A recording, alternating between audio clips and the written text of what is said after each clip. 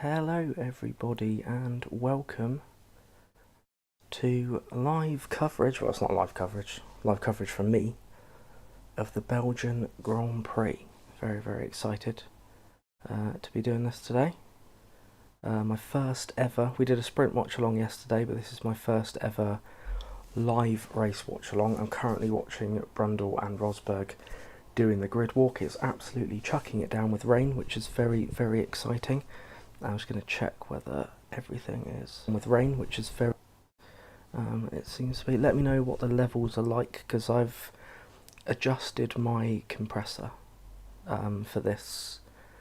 Because I noticed during the sprint yesterday, as I get rid of OBS. I noticed during the sprint yesterday, my voice was quite quiet, so I've adjusted the compressor a little bit, and I hope that I'm a little bit louder and a little bit more clearer in what I'm saying. Also, I'm expecting an Amazon delivery at some point during this race. They've selected 1:30 to 3:30 to come and deliver my package. So yeah, I will probably get a knock on the door at some point during this race. Hopefully it won't be right at the start. But yeah, let's hope for a good race. The fact that it's raining is going to throw something into the mix. And yeah, hopefully we'll get an interesting race. It can't be any less interesting. Sorry. It can't be any less interesting than it was yesterday, that's for sure. Because that was very dull. Has this actually gone live or not? So it's not showing up. Maybe if I switch, I'm now paranoid that this is not. Oh wait, no, we are. We're good. Right, let's. Right, cool. Right. Paranoid then. I was going to stream the entire thing and not broadcast it to anybody, which would be pretty tragic. So yeah, a bit of housekeeping before we start. If I can do this. So Hamilton, Antonelli, Alonso and now Sainz are all starting from the pit lane. Obviously all of those guys struggling in qualifying yesterday. Obviously starting from the pit lane, you can make any changes to your setup that you so wish. So obviously these guys are at the back anyway. It makes sense to just, take a risk and go for it. So let's have a look at the grid then. We've got Lando Norris on pole, Oscar Piastri lining up on the front row alongside. Leclerc in third after an excellent qualifying yesterday, with Verstappen in fourth. Albon doing a fantastic job for Williams yesterday in fifth. It's a shame we didn't get to see that lap, too busy looking at Lando Norris's mum. Russell in sixth position, Tsunoda and Hadjar seventh and eighth. Liam Lawson in ninth, Gabriel Bortoleto rounding out the top 10.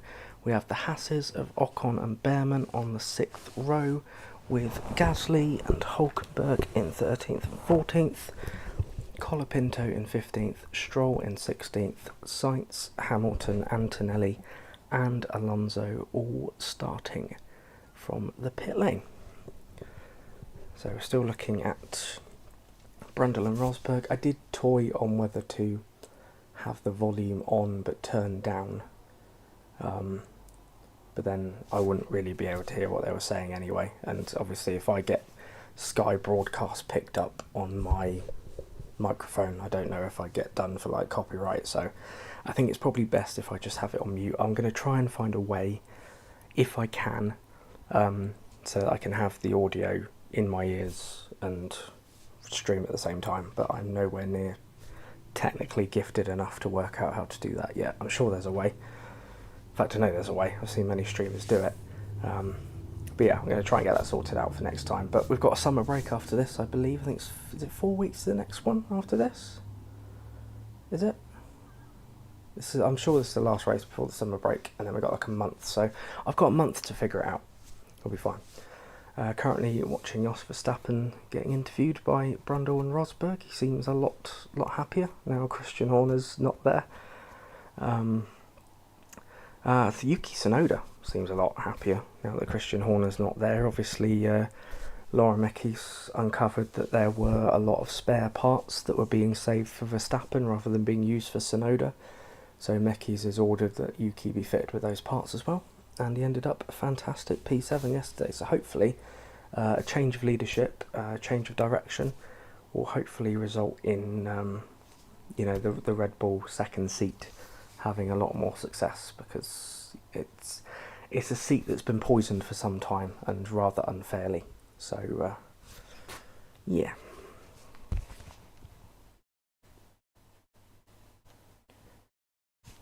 So we watch Valtteri Bottas make his way to the grid.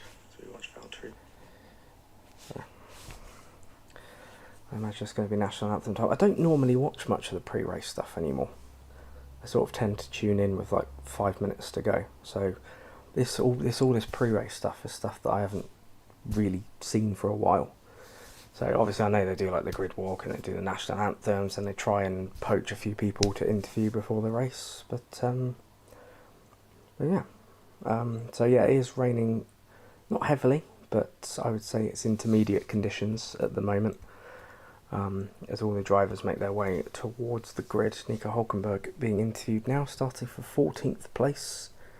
Obviously he started a lot lower in Silverstone in wet conditions and was able to get himself onto the podium. Could you imagine?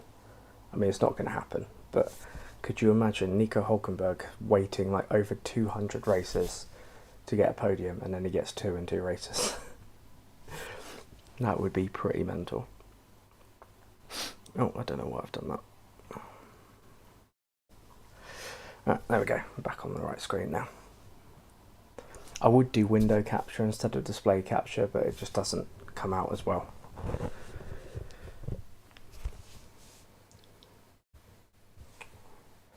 Yeah, Lando Norris looking pretty focused. So he gets ready for what will be sort of his home race. Obviously his mum's from Belgium, which is why she's ended up on the cameras quite a lot. He says he sees it as like his second home race in effect. So yeah, it'd be interesting to see what he could do. Why aren't my messages? Why isn't my live chatting? Something. There we go. So there's an issue there. I don't know why it was doing that, but I assume we're hearing the national anthem now. I think the Belgian national anthem, fun fact, is the only national anthem in the world that contains 3 languages. I think there's a French verse, a German verse, and a Dutch verse, which obviously covers the 3 languages spoken by Belgians. I bored myself saying that. So we cut to a beautiful view of the Ardennes forest, even in rainy conditions. Still looks outstanding.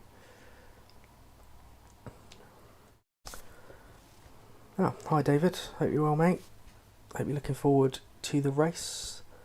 What are we reckoning for today's race? Who do you reckon will come out on top? I'm a bet, sentences. If I was a betting man, my gut was Piastri, but then I thought it was going to be a dry race.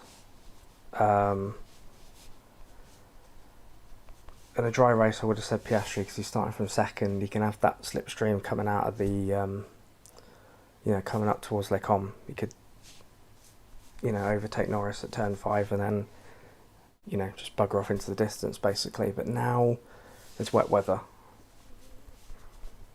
Who knows?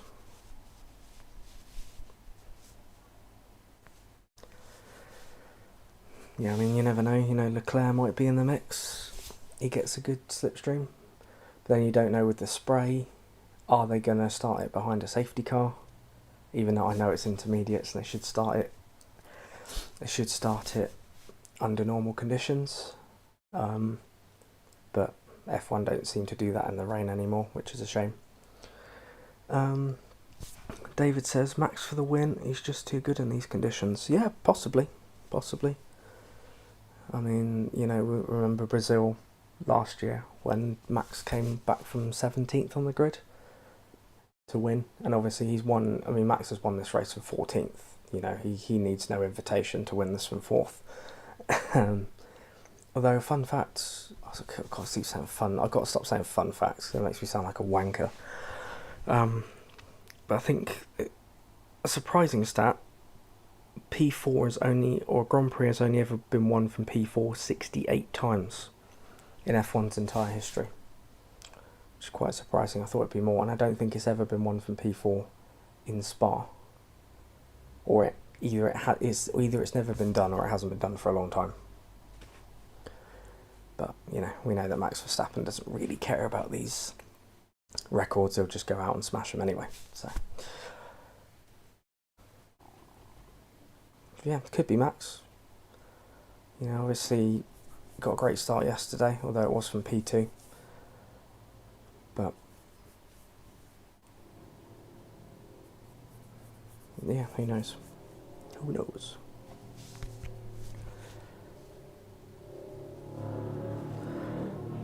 So, the loudest motorbike in the world goes past.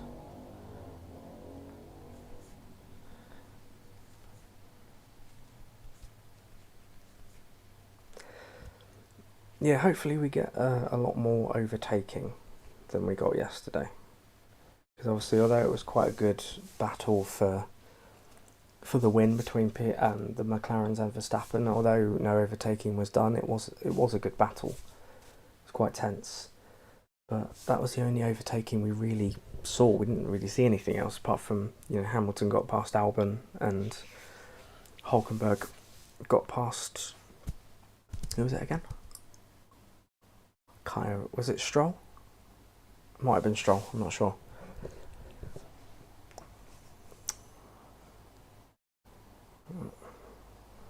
Oh, here comes Craig Slater to interview some drivers. Do you think you can keep your car on the track? No.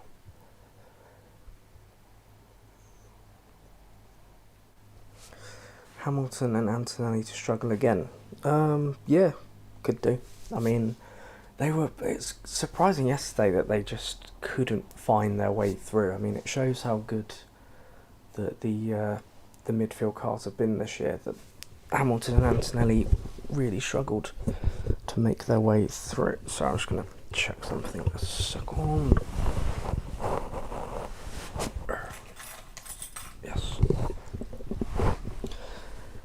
Just checking I hadn't been an absolute moron and left my keys in the door, because I've done it before. Sometimes overnight, which is really stupid.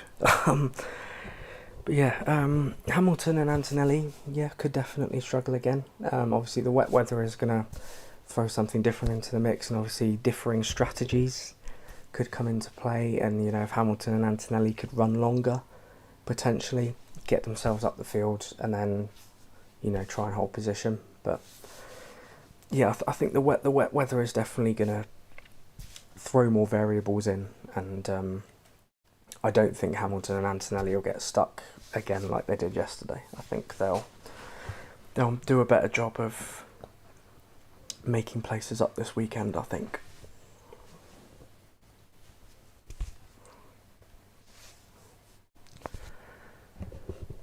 Yeah, 10 minutes to go. F1 cutting to an ad break. Or I say an ad break, most of it will be coverage will resume shortly. Which makes me wonder if Sky are struggling for advertising space at the moment.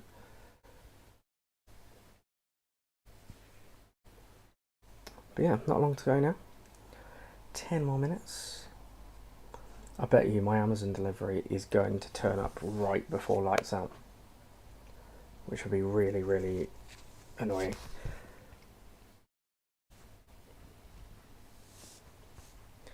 Anyone got any wild predictions?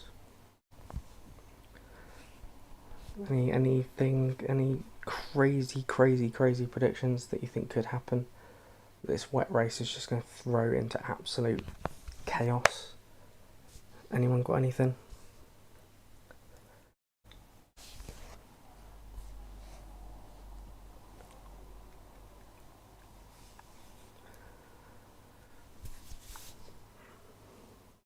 Haas podium. That is a shout. Could happen, you never know. I really thought that, particularly Esteban Ocon, obviously did a purple first sector, green second sector, and I thought he could be on for pole here. He could be a contender. I mean, I didn't think he'd actually get it, but I thought could be top 5 or something. So I was really surprised that he ended up getting knocked out in Q2. But it just goes to show how many teams struggle in that second sector and lose so much time. Because obviously they set up for the straights, and then obviously the second sector's more reliant on corners, so these teams lose chunks of time, and then they end up losing too much time and going out. But yeah, Haas podium. I mean, they are the only team on the grid at the moment that have never had a podium. So, you know, it could be, you know, be a nice way to cap that off, and you know, put that stat to bed. So maybe could be Ocon, could be Behrman. You don't know. I think Yuki Tsunoda's going to be one to watch during this race, starting from P7, feeling confident. His best weekend in a long time. And, you know, the wet weather as well, could he find his way going further up the grid? Who knows? But yeah, it's definitely going to be fascinating. Then you've got the likes of Hadjar, Lawson, Bortoletto, they're all in the mix as well. Gasly, you know, I know that Alpine is an absolute dog, but, you know, he is putting it in places that it shouldn't be. So yeah, who knows? Then you got Hulkenberg in 14th. I think it'd be very, very... I can't see him getting another podium, but, you know, you never know. So we're cutting to the pre-race VT now. Talking about nature and nurture and forests. Jos Verstappen and trees and more trees.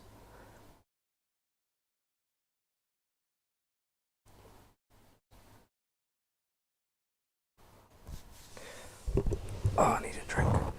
Urgh.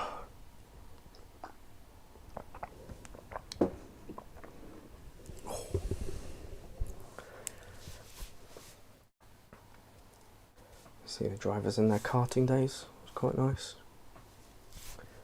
Through a Rouge, spinning through... Oh, that was Hamilton the other day.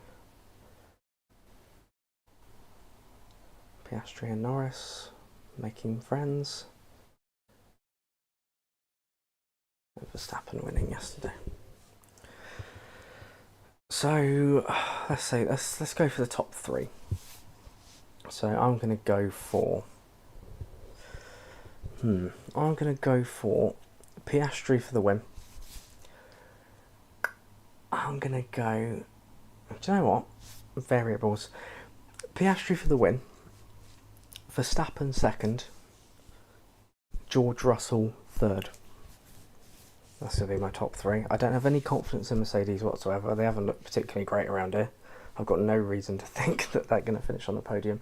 But George Russell just seems to be that guy that will just be anonymous all weekend. Suddenly he's in P3 and you're like, how the hell did he get there?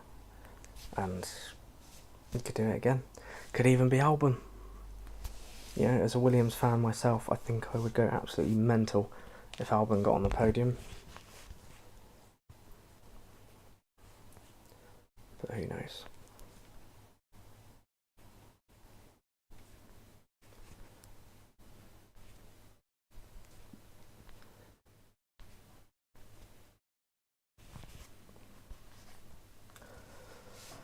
There we go. It's time. David Croft is about to introduce us so that I can't hear it. Sticking with your Ocon third prediction. I rate it. So Piastri to win, Norris second, Ocon third. Okay. It's bold. I mean, the first 2 aren't, but third place, that's out there. So, do you know what? If it comes off, fair play to you. 7 kilometres. I was quite surprised that Sergio Perez in a 2024 Red Bull holds the race lap record around here, considering that the car was absolute dog shit by that point. But Yeah, fair play. I'm guessing he must have, because they had fastest lap point last year, didn't they? So whether he boxed at the end and just did a monster lap on soft tyres or something. We're around 13 already, which is mental. This season has gone so quickly. Like, I still remember, like, the first week of March, obviously in Australia, like it was yesterday. It's crazy how quick this season has gone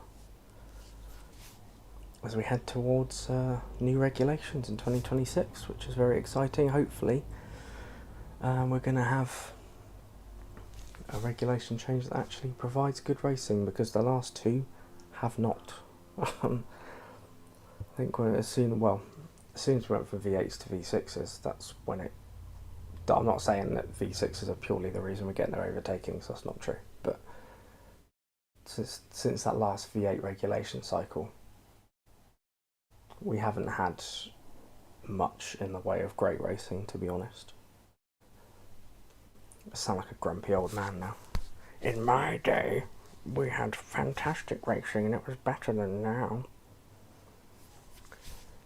Well, I thought like the back end of 2024 was amazing. You know, once Red Bull got nerfed and McLaren, Ferrari, Mercedes all came into it, like the racing was amazing, and you thought, I thought coming into 2025, it was going to be the exact same. Obviously, McLaren have just run away with this year. I'm guessing everyone else is more focused on 26. Ferrari decided to take a concept that worked and shelve it and build a completely different car, which made no sense. Formation lap will be started behind the safety car. Surprise, surprise. Although, to be fair, given how unsighted Eau Rouge and Radion is, particularly in the wet, it's probably a wise decision. Although a lot of us will be like, oh, they should make them race their racing drivers, blah, blah, blah, blah. But I think it's probably the sensible decision, because, it must be borderline impossible. Which I guess begs the question from some people, if it's not safe to race there, why are we racing there? But,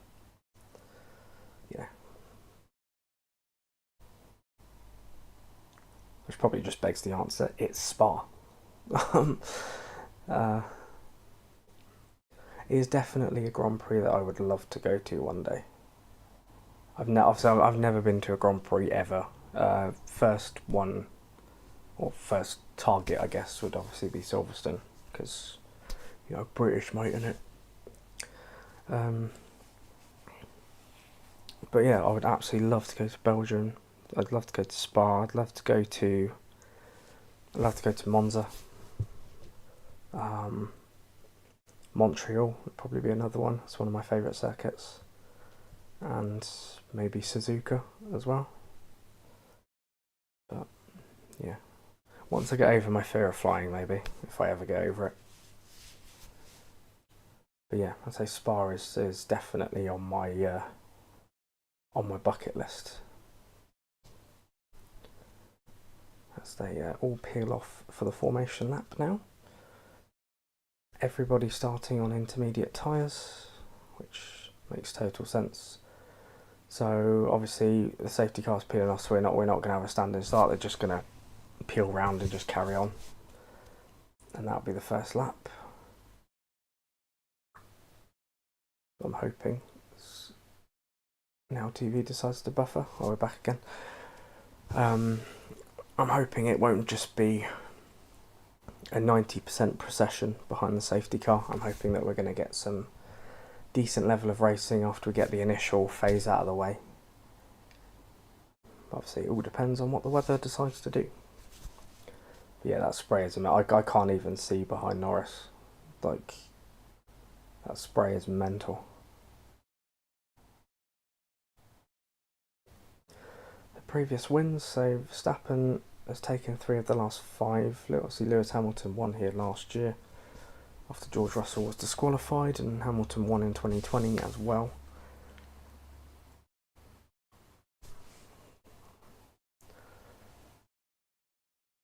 So if Lewis Hamilton is going to win yet again, he is going to need an almighty performance here today.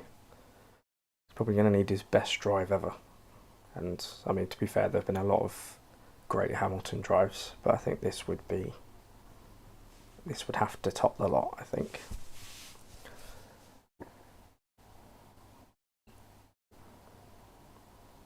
Oh, starting procedure suspended.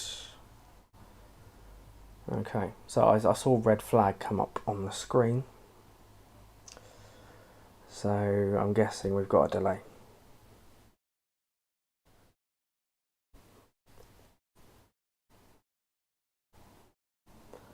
Alright, so Lando being asked how the conditions are. There's a red flag. Alright, so that's what's popped up on my screen.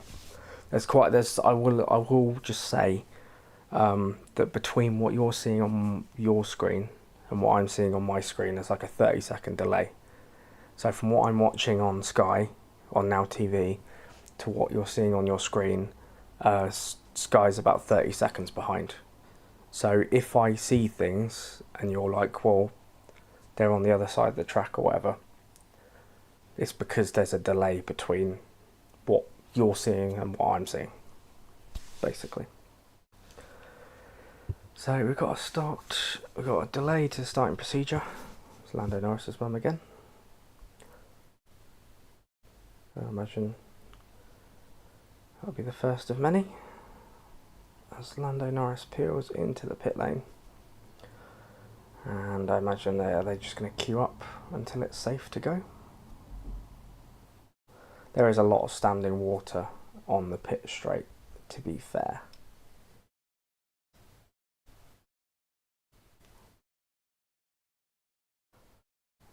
What I might do is I might just mute my mic for a minute, just see if I can find out what's going on.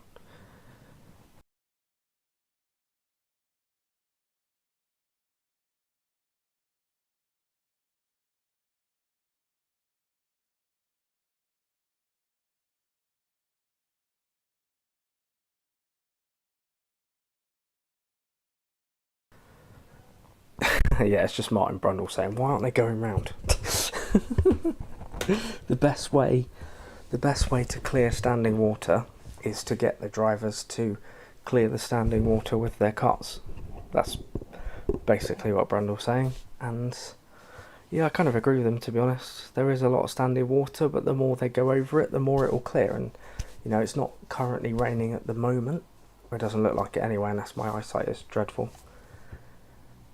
But yeah, I don't see why they can't just drive around under the safety car until it's safe to do so.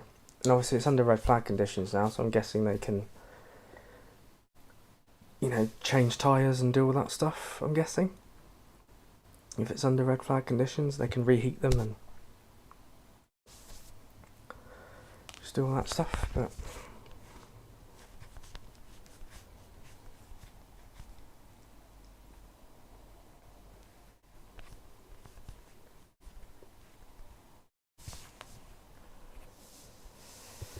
oh, I don't know. So we might be here for quite a while until this race gets underway.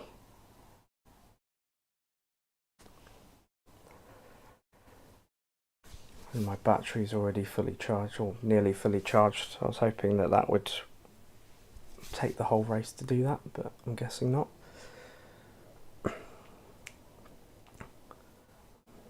Yeah, exactly, David. Just let them drive it off.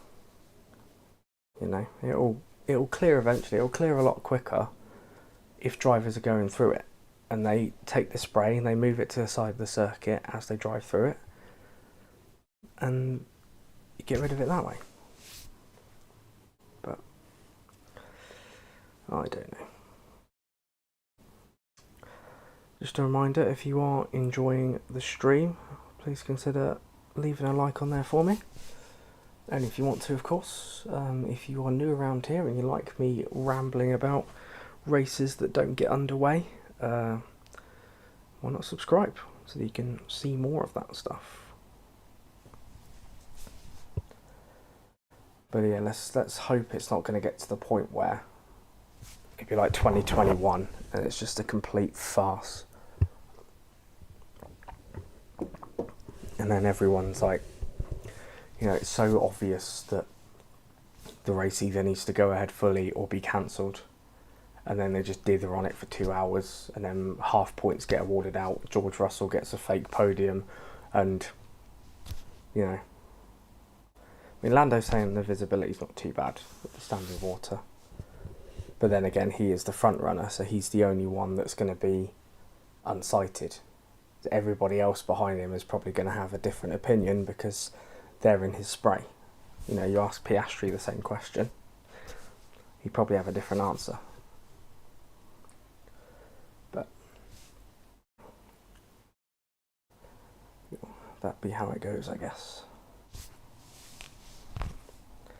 They're all getting out the car, which suggests that they're not going to get started anytime soon. So,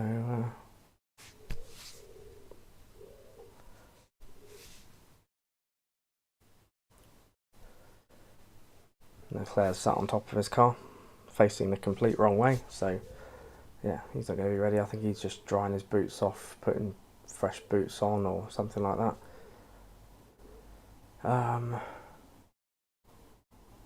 So, visibility. Oh, this is what Lando said that already anyway. Same messages. Cropped up twice.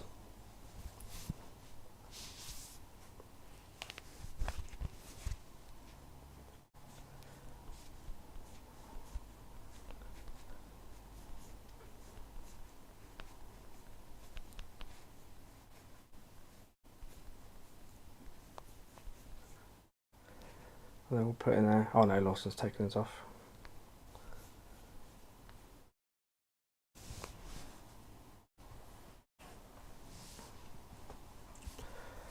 Yeah, we might be here for a while. It's cutting back to Anthony at the Skypad. So yeah, I think as soon as we knew it was starting to rain, we knew this could be an issue. What's this? Does Spa need changes if this continues to be a problem? Well, yes. Yeah, I think it does. You know, as Formula One has evolved, you know, circuits have always been modified to, you know, comply with, you know, modern, or to comply with current regulations and, you know, for safety and all that stuff. And if Spa continues to prove that F1 can't race safely there, then I guess changes will have to be made. You know, maybe that's why, maybe that's a reason why it's been put on rotation. Because although you have this incredible racetrack, you know, you still have this frustrating element of every time it races, the cars can't, or every time it rains, the cars can't go racing because it's deemed to be too unsafe. So if that is a persistent problem, then yeah, it's something that, you know, the circuit needs to address if it wants to stay on the calendar. Because if this happens too often and we get too many races that get stopped or whatever, then F1 might be like, right, well, we don't need you anymore. We'll go and race at a track that we can race at. You're expecting heavy rain. That's my...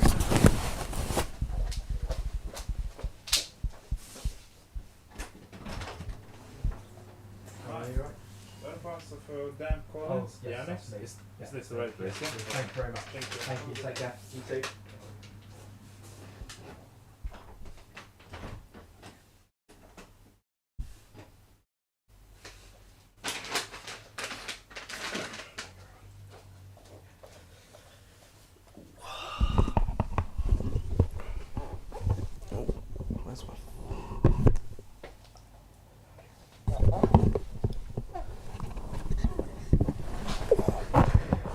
Sorry about that, just got my Amazon delivery arrived, so apologies for the jumpiness there. I didn't get to see what Albon said there.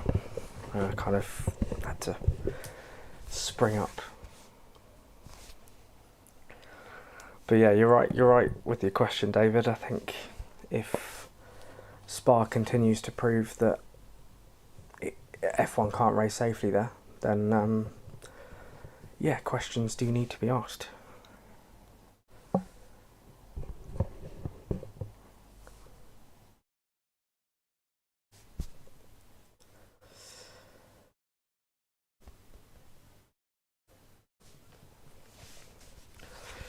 Right, let's see what are people saying on social media about this.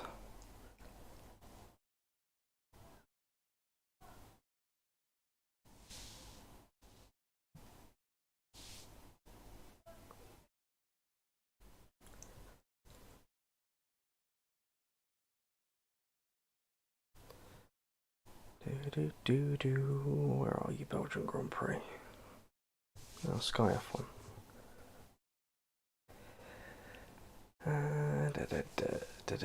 Pack up and go home. If F1 is unwilling to race in such conditions, it's done as the so-called Premier Motorsport.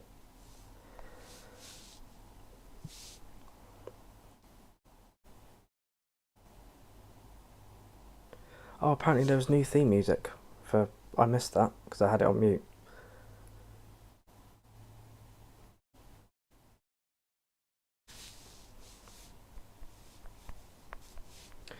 Right, let's go hashtag Belgian Grand Prix. Let's see what they're saying.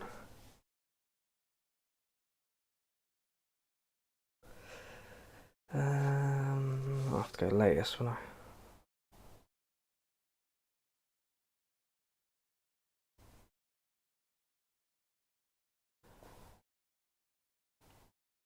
Pop the wet tyres on, or you might as well stop putting them on the plane in the first place. Yes, I agree.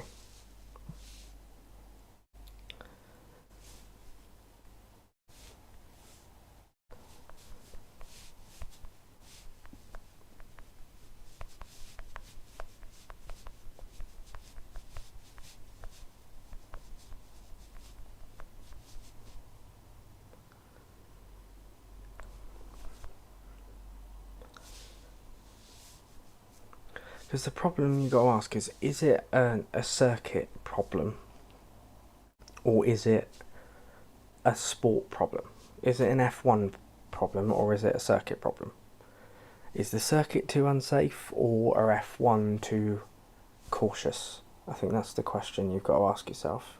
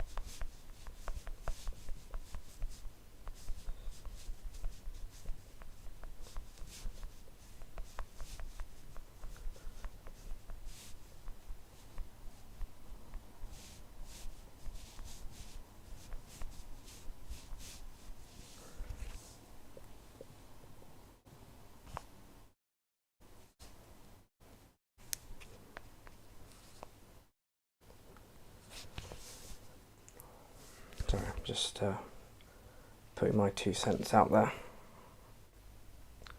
into the Twitter, it's not Twitter sphere, the Exosphere.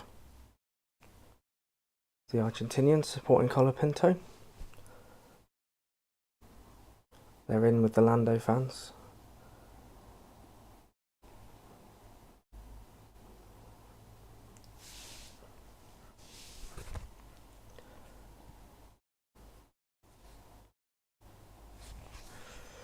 Yeah, I'm sorry I can't provide more excitement for you. I can't provide more entertainment for you because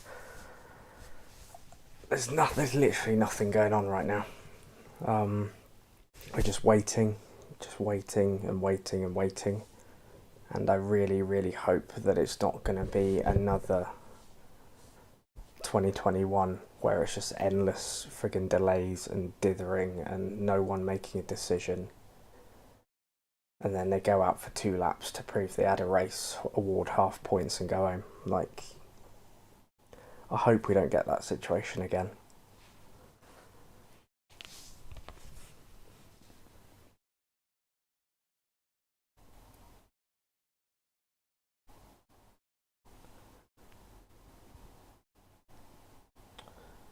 Ironically, it stopped raining. Hopefully it doesn't start raining again soon, because otherwise it could be a long afternoon.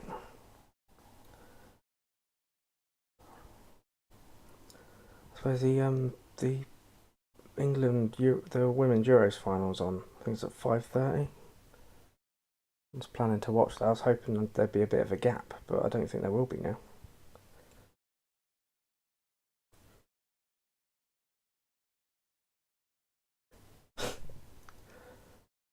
Just seen a tweet that says, I think F1 teams need mascots. Imagine your team is shit and then the big fat papaya man starts running through the stands to hype up the crowd. To which someone just replied, that's just Zach Brown.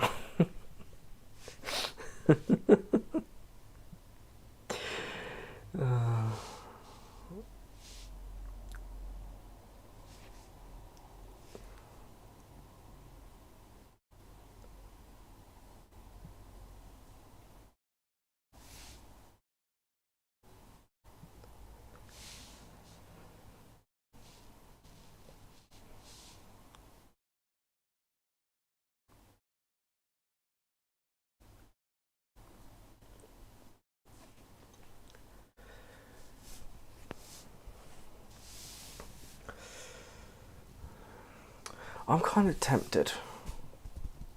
Shall we, while we're waiting, so we're doing something, shall we play a couple of Sporkle quizzes while we're waiting?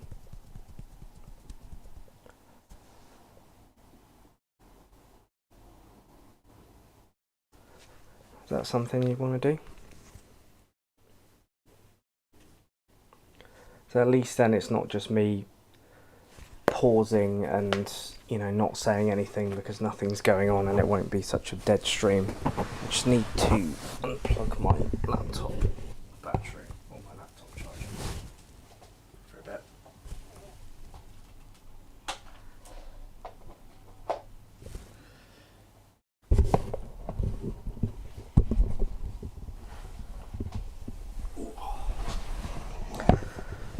Also gonna have to play it sideways.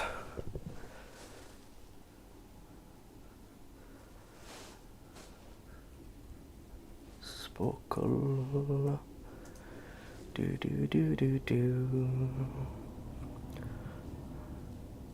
Just realised my laptop's gonna be really slow now.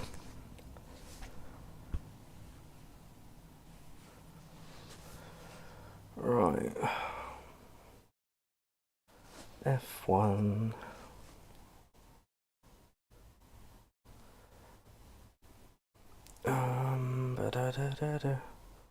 Word search.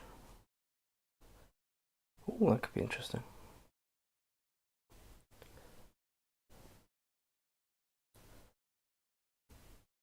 Well, I can see the first one. So we got 81 to find. So that must be a big old friggin' word search then.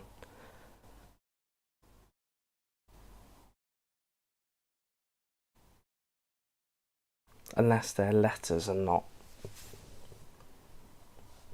Okay, yeah, we could do that. While we wait, something to do, isn't it?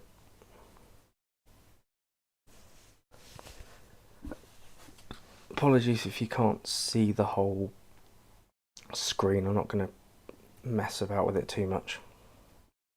Right, let's play quiz. So I'm guessing we do letter by letter. Oh, you got to drag it all the way across. Oh, for fuck's sake. Oh, that's how you do it. Okay, cool. Stuart.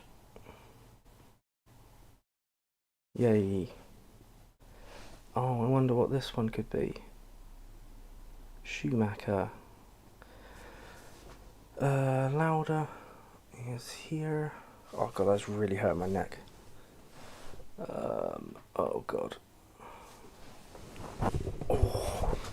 Oh my days. I guess there are some that are going to be backwards as well, like hill here.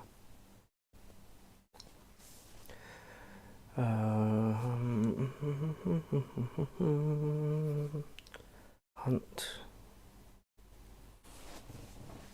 Oh, it's actually really hurting my neck. I'm having to like do it at an angle. Like basically my laptop is to the left of me and the screen is straight ahead, and I'm sat on my sofa because it's the only place I can actually record.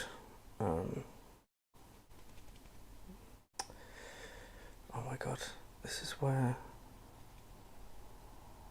Oh my god, these letters are just mental. I can't see a thing. I can't make out any of these.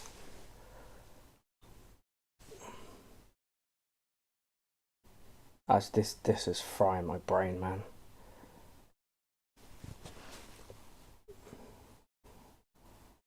Right, look for a Q.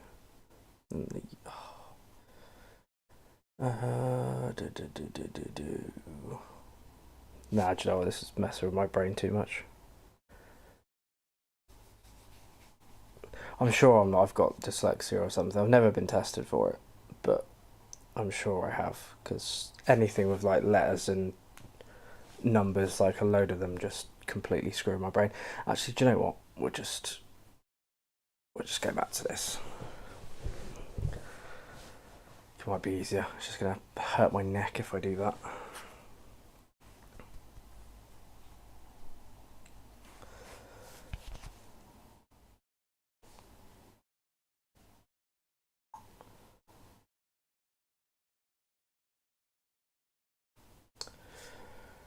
Right, I'm just going to...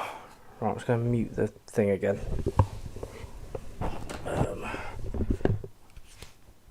I might do switch scenes. Let's go back to this for a bit.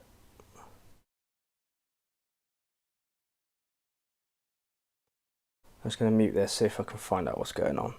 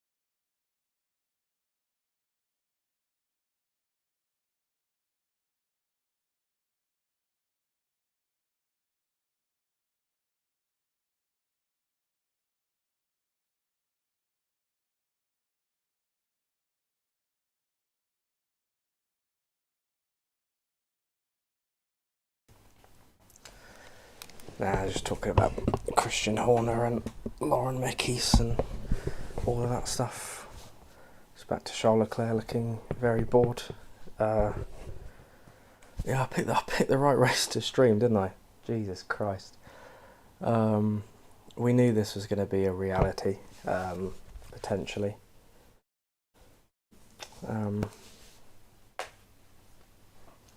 Yeah. It's a shame. It's a shame because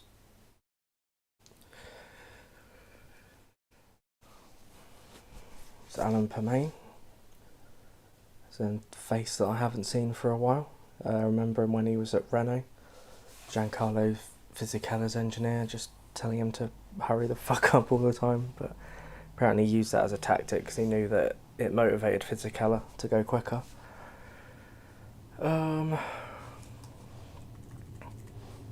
Just having a look, see if I can find some random F1 facts that might be interesting.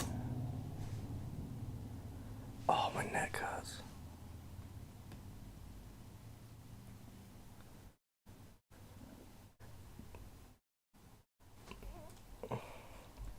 I found one from a video I did the other day.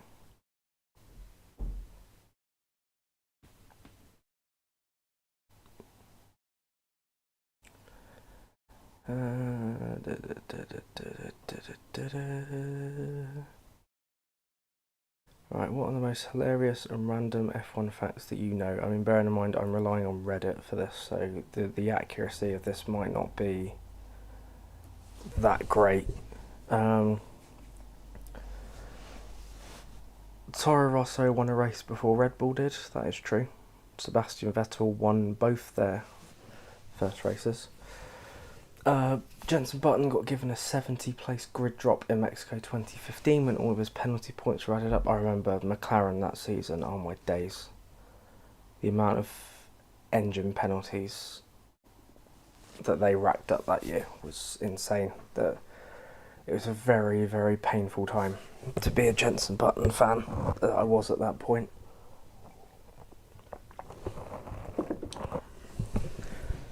But yeah. You think you had Button and Alonso in that car and they were both at the back all the time.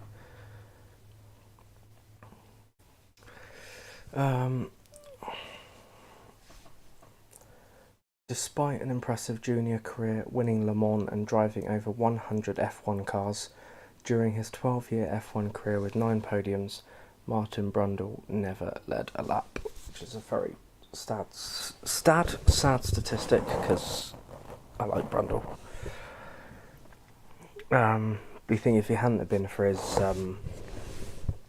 if it hadn't have been for that monster shunt he had in Dallas, I think where he just completely wrecked his ankle, I think his F1 career probably would have gone in a different direction.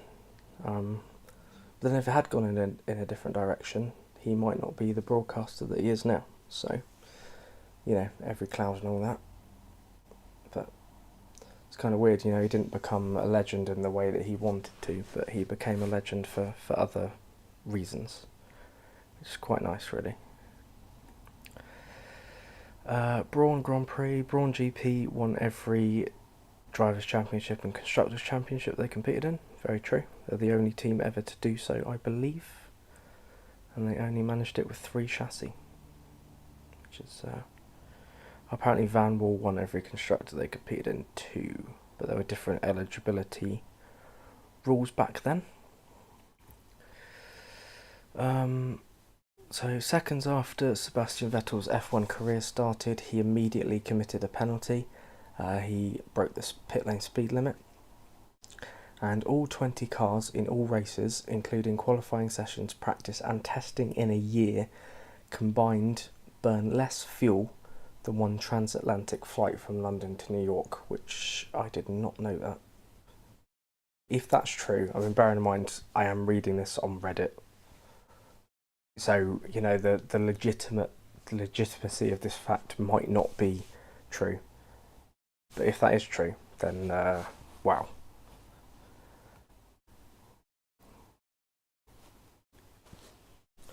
I think we've come on to my favourite one now. Schumacher threw a very drunken paddock party in Suzuka after winning one of his titles, Ralph threw a TV out of a window, and Michael and Olivier Panis and some of the Ferrari crew went joyriding in a forklift.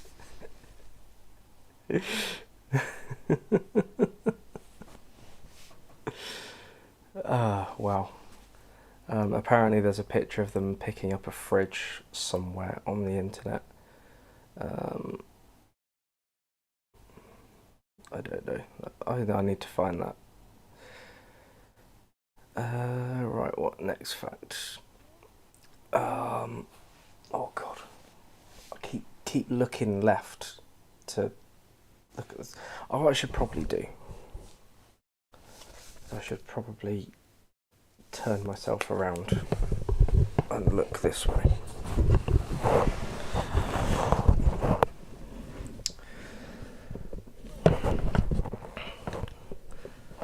Right. A modern F1 car is made up of 80,000 components, and the first ever Red Bull can was sold in the same year that Sebastian Vettel was born, 1987.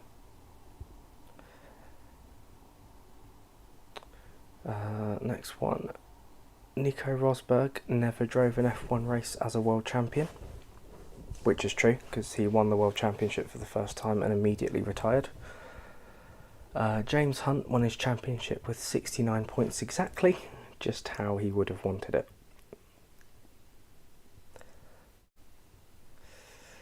Marcus Winkelhock led 100% of the races he started in. He's also the only driver to start first and last in the same race. I covered this fact, I think, in my other fact video I did a few days ago. Yeah, Marcus Winkelhock only competed in one Grand Prix, but he had a hell of a time. There's a deleted one here. Is it going to show it or no? George Harrison, the ex-Beatle, funded Damon Hill throughout his F3 and F3000 career. I think George Harrison was good friends with Damon's dad, Graham Hill, I believe. Right, another one of my favourites.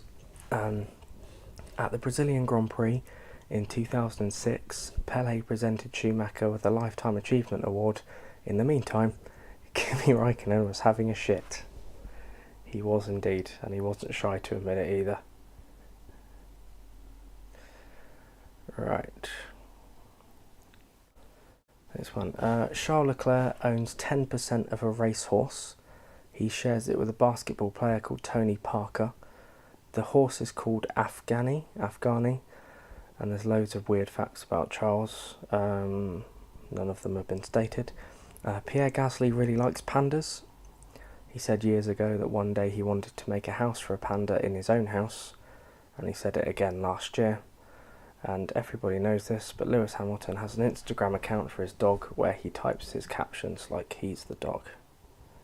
And that dog is Roscoe. Here's one. Lewis Hamilton has raced against 3 different members of the Schumacher family, but never more than one at a time. So I believe, Michael Schumacher retired the year before Hamilton started. So Michael Schumacher retired in 06, Hamilton started in 07. Obviously Ralph Schumacher was around then, and then Ralph retired, and then Michael came back in 2010. So he would have raced him then, and then obviously when Mick Schumacher came in 2021, Mick Schumacher started. Obviously Hamilton raced against him then too. Right, the greatest driver of all time, Chanuk Nisani, once complained about having too much grip in a free practice session. It was bone dry. He was 12.9 seconds off the pace of the lead driver and something like 7 seconds off the pace from the other Minardi drivers, and he spun off in the gravel trap to end the session. I think I remember that. I think I remember watching that or seeing the highlights of it or something like that. So yeah, interesting time. Hans Heyer is the only driver to DNQ, DNS, DNF and DSQ for the same race. That was the German Grand Prix in 1977. Jacques Villeneuve released a music album in 2007, and I think the less said about that, the better. 1990 Japanese Grand Prix is the last race where the podium had no Europeans on it. It was Piquet, Moreno and Suzuki, obviously 2 Brazilians and a Japanese driver as well. It's quite insane considering the amount of Brazilian drivers we've had. I suppose it's only really been, and we've had Montoya from Colombia, but yeah, it has sort of been dominated by Europeans. Who was the last non-European to win a Formula 1 world title? I'm trying to think. Was it Villeneuve? Villeneuve in 97, Hakkinen 98-99, Schumacher 2000, Alonso, then Raikkonen, then Hamilton and Button, then Vettel, Hamilton, Ros. Yeah, I think Villeneuve was the last non-European to win a Formula 1 world title. That was 28 years ago. Mental. Senna and Gerhard Berger had a notorious prank battle that culminated with Berger filling Senna's Australian hotel room, including his bed and his clothes, with live frogs. Senna spent all night catching them, and in the morning proudly confronted Gerhard and told him he'd rounded up the exact number of frogs Berger had put in his room, to which Gerhard replied, "Did you find the snake?" Apparently, Senna got very little sleep for the rest of the week. Yeah, there's mind games, and then there's Gerhard Berger mind games. Yeah. Next one, Kimi is the last Ferrari world champion. He is indeed. It's kind of crazy to think about now.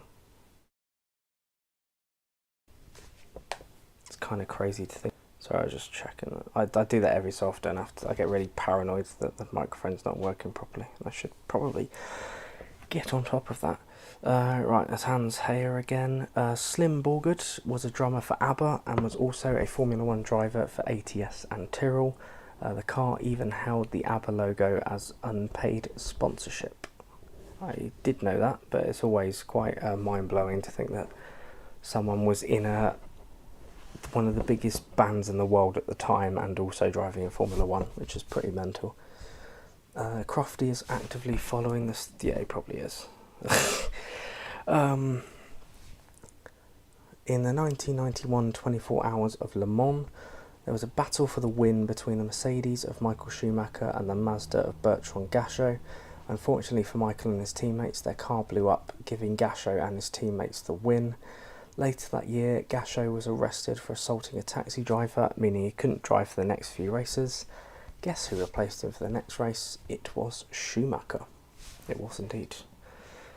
It's kind of that kind of butterfly effect question of if Bertrand Gachot hadn't have punched a taxi driver, would Michael Schumacher be a 7-time world champion?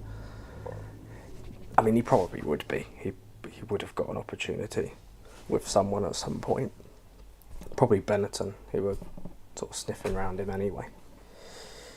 McLaren led 97.28% of the laps for the entire 1988 season. I'm not surprised because that car was ridiculous. I think the only laps they led were probably the only. Well, it would have been. I think it was just in that race they didn't win. I wouldn't be surprised. Hamilton's private car was impounded by police during the 2010 Australian Grand Prix weekend for doing burnouts. I think I vaguely remember hearing a storyline like that. When the Mexican driver Pedro Rodriguez won the 1967 South African Grand Prix, the organisers didn't have the Mexican national anthem, so they played the Mexican hat dance instead. From that day onwards, Rodriguez always carried a copy of the Mexican national anthem with him. That's a wise thing to do. Surely, I know 1960s was a different time, but surely you'd be prepared for every outcome, you'd think. And then also this one, when Alan Jones won in Spielberg, the organisers didn't have the Australian national anthem, so they played Happy Birthday. It wasn't Jones's birthday. Reminds me of that time when Kazakhstan won gold in an athletics event or something like that, and instead of playing their national anthem, they played the one from Borat. Which is pretty funny. Right, Alpe's got black flagged in 1969 Canadian Grand Prix because he was too slow. Imagine being a Formula 1 driver and you get lapped 24 times. When he completed his 22nd lap. Jesus Christ. When he completed his 22nd lap, the leader was doing his 46th. He only raced in 3 Grand Prix, all of them being Canadian Grand Prix from 67 to 69. One of them, which he got lapped 43 times. One he did not start because of some engine problem, and the other one is this black flagged race that I mentioned. Apparently there were mitigating circumstances, so he's 43 laps down. It included a trip back to the pits on foot, grabbing a new battery, walking back to his car, installing the battery, then driving back to the pits and reinstalling it correctly, and then driving off again. Which, I think, to be fair, that's pretty understandable. Next one, Christian Horner is married to one of the Spice Girls. I think everybody in every UK F1 fan knows that. But technically, that's not an F1 fact anymore because Christian Horner doesn't work in Formula 1 anymore. So, yes. Giancarlo Fisichella is the only driver with more than a single F1 race win to have won all of his races outside of Europe. That's a good stat. I didn't know that. We think about it, so he won in Australia, he won in Brazil, and then did he win in Malaysia? Was that his other win? And someone's saying that if it wasn't for that damn curse, in Belgian Grand Prix of 2009. Yeah, he was so close. I was gutted for Fisichella that day. Bearing in mind that Force India hadn't had a single point before that race. A stat that we're about to come on to in a minute. Fisichella put the car on pole, drove incredibly well, and then Raikkonen got him at the end, and it was just gutting. Force India got their first pole position before they got their first point.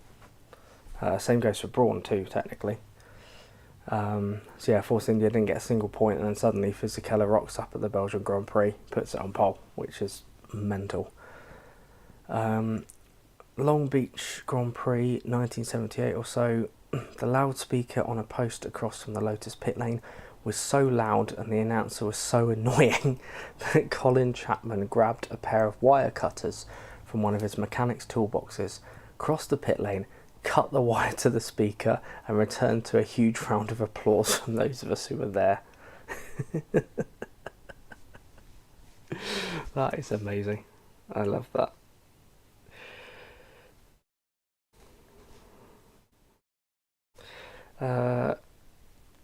Right, what else have we got? Right, so we did the Force India one. That was below. I read that one first. Bottas knowing the average length of a beaver's thing. Yes, I mean Valtteri Bottas is unhinged these days, isn't he? He's gone from like being the most sort of deadpan, middle of the road personality to just finally coming out of his shell and just being this really weird guy, basically. But yeah, it's always nice when you see people, come out of their shells and show their personality a bit more. And it's nice that Valtteri's been able to do that, even if some of the stuff he comes out with is a bit weird. Derek Daly spent a few months in Australia mining ore to earn money to advance his racing career. That's quite interesting. So, I mean, I imagine a lot of the guys back in the day had to self-fund because they were desperate to get into Formula 1, and it's one of those sports where unless you've got significant backing, it's very, very unlikely.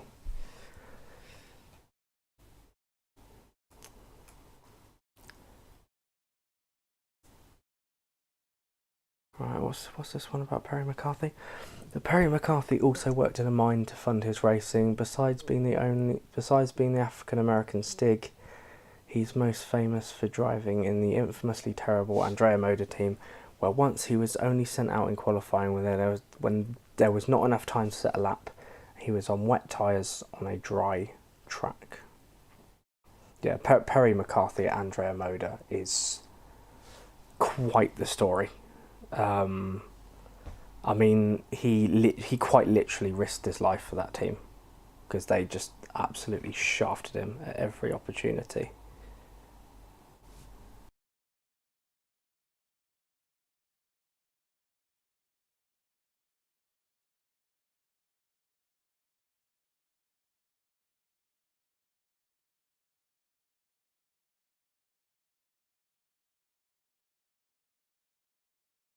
Apologies there. There's an interview with Alan Permain. I just wanted to, I don't know, just hear his thoughts. I hadn't heard him for a while, so I just wanted to, I don't know, listen to the interview with him. So yeah, that was a bit of a weird, weird point to make. Hamilton and Schumacher both won their first championship within a few years of joining their first team. Were convinced by Niki Lauda to join a worse team that was on the up, joined the team, and won at least 5 championships. That's quite the stat. Obviously, Schumacher went to Ferrari in a place where, Ferrari weren't in a great place. They'd had pretty much kind of not too dissimilar to the kind of form they're in now, really. But yeah, had to rebuild that. Had to help rebuild that team and turn them into title contenders again. I'm just going to put my laptop battery back in. Oh god.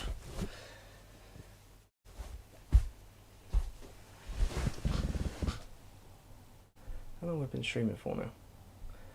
We've been streaming for an hour and 12 minutes. We've yet to see any racing. I am currently reading out facts that I found on Reddit, because if you just joined us, there's a tractor on the circuit because there is so much rain. There hasn't been any on-track action whatsoever. We went out for a formation lap. They red flagged the session, and there's been no mention of when it's going to get underway again. I'm very worried that it's going to be the exact same as 2021, where we're just not going to get any action at all. They're going to cancel the race and declare it like they did last time.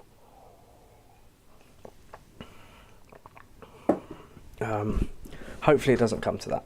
Hopefully we get some racing. But yeah, I'm literally just reading facts at the moment because that's all I've got to do. So yeah, where were we? I'm glad you're enjoying this, David. I've had to adapt a little bit. I hope you guys understand. But if you are enjoying this, then I'm very glad. I'm very pleased. I'm glad we could find something to do whilst this is going on. Yeah, right, next stat. I think a lot of people might know this anyway. Taki Inui got hit by the medical car twice. I think, was it the safety car he got hit by, not the medical car? Or the, I don't know. But either way, he got hit by, a car came out to help him, and for some reason, on 2 separate occasions, he managed to get hit by that car. So yeah. Lewis Hamilton has the most first places, the second most second places, and the third most third places in F1 history. It's quite well balanced. For someone who has OCD, that is a very, very handy stat there. I do like that one. Fernando Alonso is a Real Madrid honorary member. Carlos Sainz Jr. is a Real Madrid fan. And there's a comment underneath, Real Madrid should have bought him as a defender. Narain Karthikeyan is the only driver in F1 history to finish a race in 24th. Not surprised. Although that's quite exceptional, really, that F1 managed to have a race with over 24 finishes. It's looking quite dry now. It's looking quite dry. A lot of the water seems to have cleared, but I'm not seeing anything about a potential race start, which is annoying, although there's grey clouds over the back again, so who knows.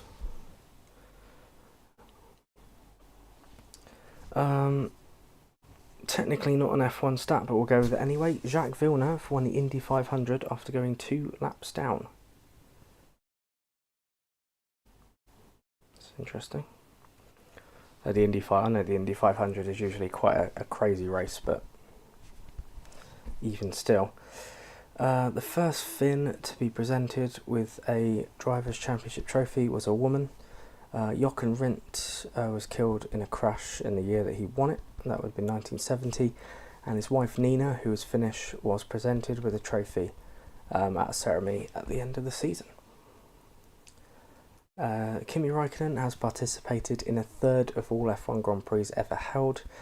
He has, these stats are from 4 years ago, so these have been slightly outdated, these stats. He has 345 entries with 341 starts, and as of this time there had been 1,049 Grand Prix. Then we come to another one of my favourite stats. It's completely off topic from the last one. Robert Dornbos owns a dildo factory.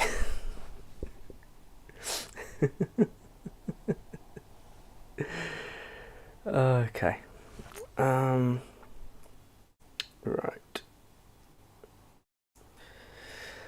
Okay, Lewis Hamilton wasn't happy after McLaren became uncompetitive and pushed to get Webber's Red Bull seat for 2013 alongside Vettel. Merck was not his preference, and it fell through, and Bernie suggested chatting to Mercedes instead. Hamilton wasn't keen initially, but Niki Lauda convinced him, and the rest is history. So, that's quite interesting. I never knew that. I never knew that he was pushing for a Red Bull seat even back then. I was quite younger then, I didn't really take that stuff into account, but I thought Webber's seat was quite nailed in for that season. But yeah, another one about Bottas measuring penises. Carlos Sainz, driver number 55, scored the 5,555.5th McLaren point during the 2019 Abu Dhabi Grand Prix, which is 55 laps and 5.55 kilometres. Another satisfying stat for the OCD fan.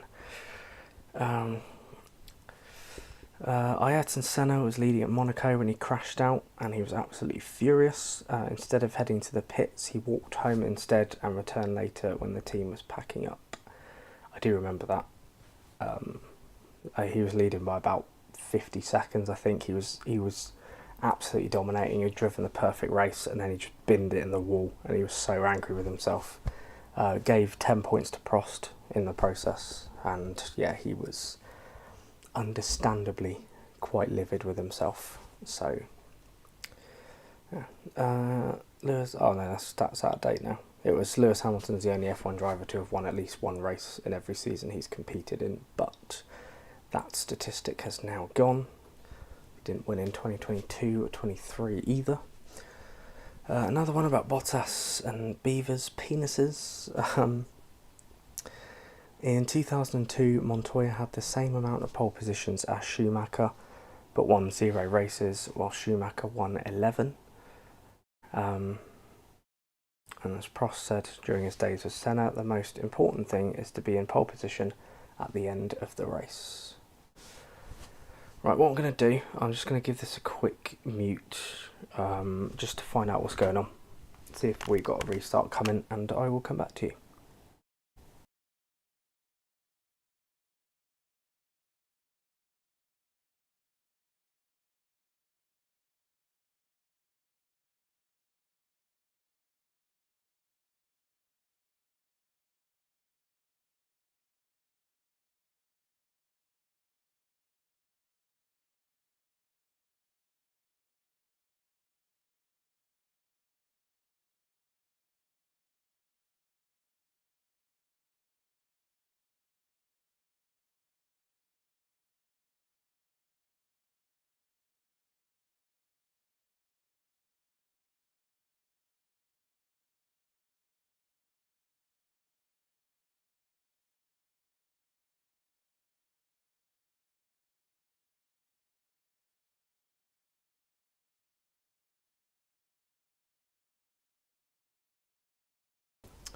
It's just, again, talking about Yuki Tsunoda and Laurent Mekies. I haven't heard anything about potential start. He is drying up a bit more now, so hopefully we'll get a start at some point. I'm just going to go and make myself a drink, because I thought this drink would last me for the whole race. I thought the race would nearly be over by now. But no, so I'm just going to go and make myself a quick drink, and I'll be back in a couple of minutes. So yeah, don't go anywhere. I sound like a TV presenter now, albeit a shit one.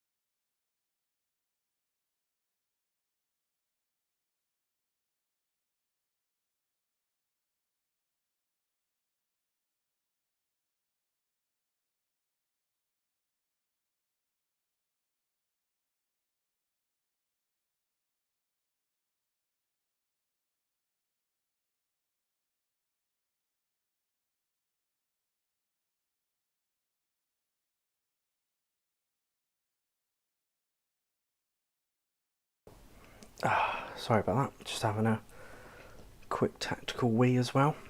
It's looking quite dry. The medical car has just gone around the circuit and a lot of the standing water has been cleared and it looks quite dry.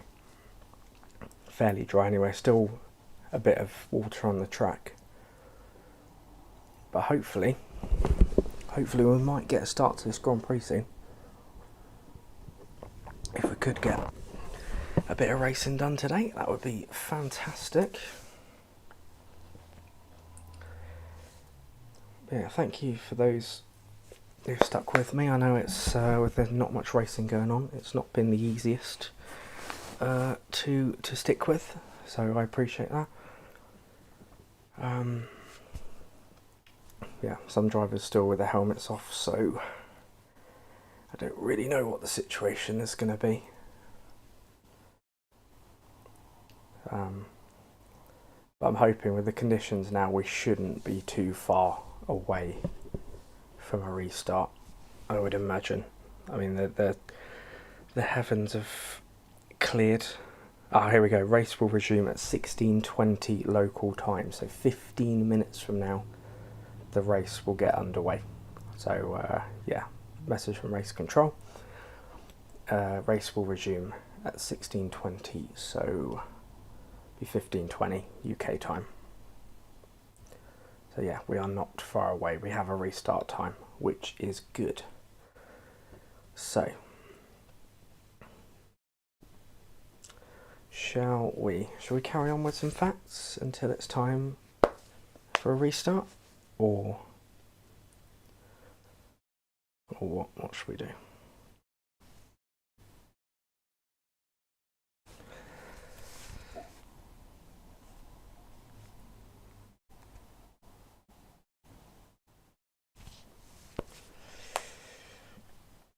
I just see Toby from The Office in the crowd then. It's either Toby from The Office or somebody who looks very similar to him. Yeah, drivers are starting to put their helmets on, their overalls back on. They get ready for the start. And hopefully, I don't want any more rain now. I know normally we love wet races and we love all that stuff, but yeah, I want just a bone dry race now.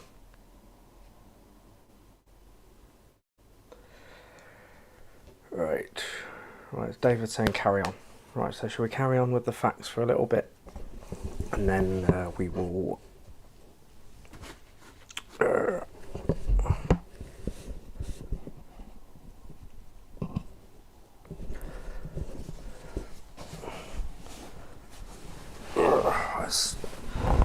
I feel like an old man now. I have to grunt every time I manoeuvre myself. Right, where were we? So, the first driver to receive Driver of the Day was Romain Grosjean. The first driver to receive the DHL Fastest Lap Award was Kimi Räikkönen. Now, Driver of the Day award was around a long time beforehand, but that was just Martin Brundle giving it out at the end of the day. I think the official Driver of the Day started quite a lot later. I'm guessing Romain Grosjean was the first recipient of that award. Lewis Hamilton had been with McLaren since he was a kid until he changed to Mercedes aged 28. The first pit stop he did for Mercedes, he mistakenly drove to the McLaren garage. It wasn't the first one, I don't believe, because I think it happened in Malaysia. The first race that year was Australia. But yeah, it was quite, yeah, I do remember that. Just must have been muscle memory, so used to driving into the McLaren pit box. Hasn't done that with Ferrari yet, considering he spent a lot longer at Mercedes than he did at McLaren. So, yeah. Yeah, another one about Brawn being the most successful constructor of all time. Lance Stroll has a record of most 14th places in a season, 6, 3 of which were consecutive. That's the kind of dull stat I can get behind.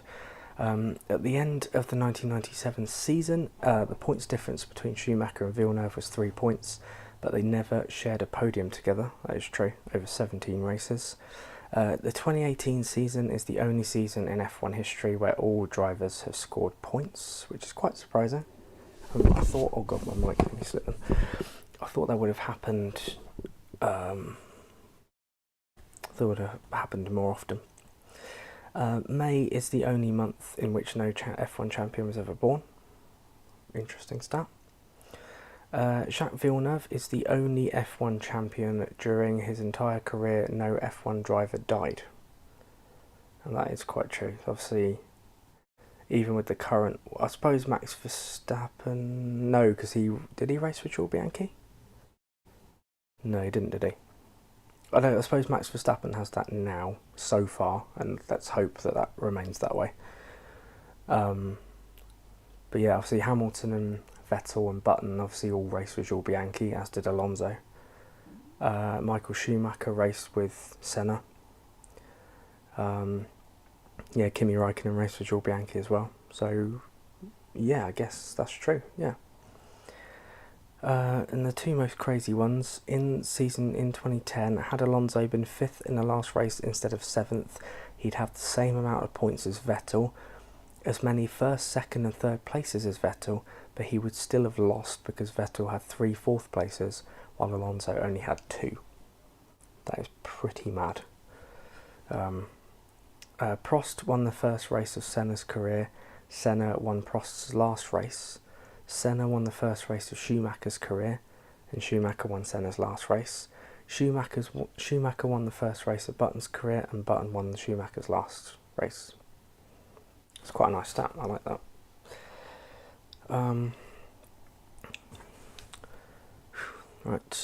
Jackie Stewart used to keep a spanner taped to his steering wheel, so that when he crashed, if he was trapped, I'll start again. Jackie Stewart used to keep a spanner taped to his steering wheel so that when he crashed, if he was trapped, he could still get out and not burn to death. Obviously, we know in the 60s and 70s that was a massive problem, and we all know that Jackie Stewart is going to take as many safety precautions as possible. James Hunt went toe-to-toe with Niki Lauda, quite literally, since he had to cut the nose from his shoes to have them fit inside the McLaren. That's quite an interesting one. One about Seb being the quickest to ever get a penalty 8 seconds into his debut. I think we went through that one earlier. Another one about Schumacher and Villeneuve not sharing a podium in 97. Prost lost the 1984 championship because he won the Monaco Grand Prix. If he hadn't have complained, they would have let it go over 75% and Prost wouldn't have won.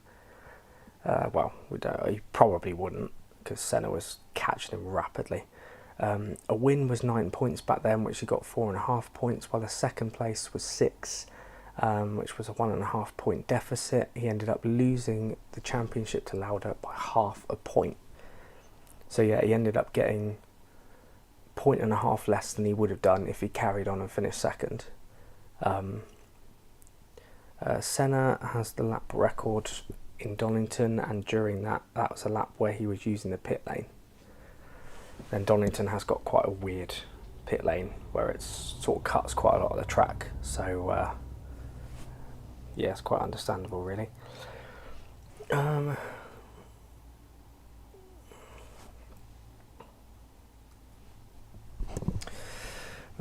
Something I always found funny was how Gilles was able to say some crazy stuff to Enzo and not get fired, because Enzo pretty much saw him as the son he never had. After one of his wins, he sent him a telegram basically saying how he was trying his hardest to break the car, but he still couldn't do it, in a joking manner, and then thanking Enzo. And the other basically saying the car was shit, but he'll drive it anyway because it's his passion. Even Lauda had to show that he wasn't speaking bullshit when he told Enzo the car was shit by going fast. I don't really understand the rest of that. But yeah, basically Villeneuve was allowed to say whatever he wanted to Enzo Ferrari because Enzo loved him that much. Jenson Button raced with 3 members of the Verstappen family. He raced with his mother in karting, his dad in his early F1 days, and Max Verstappen during his last couple of years. I think we'll do one more, and then we'll cut back. There's 6 minutes to the restart now, so we will do. Yeah, let's do this. Paolo Barilla, who raced for Minardi in 1989 to 1990, is the son of Pietro Barilla Sr., who founded the Barilla Pasta, and he is now the deputy chairman of that company. That was a pretty naff start to finish on, I'll be honest. But yeah, I'm going to pop this timing screen back on and turn my attention towards the race, which is hopefully finally going to get underway in about 5 minutes and 42 seconds.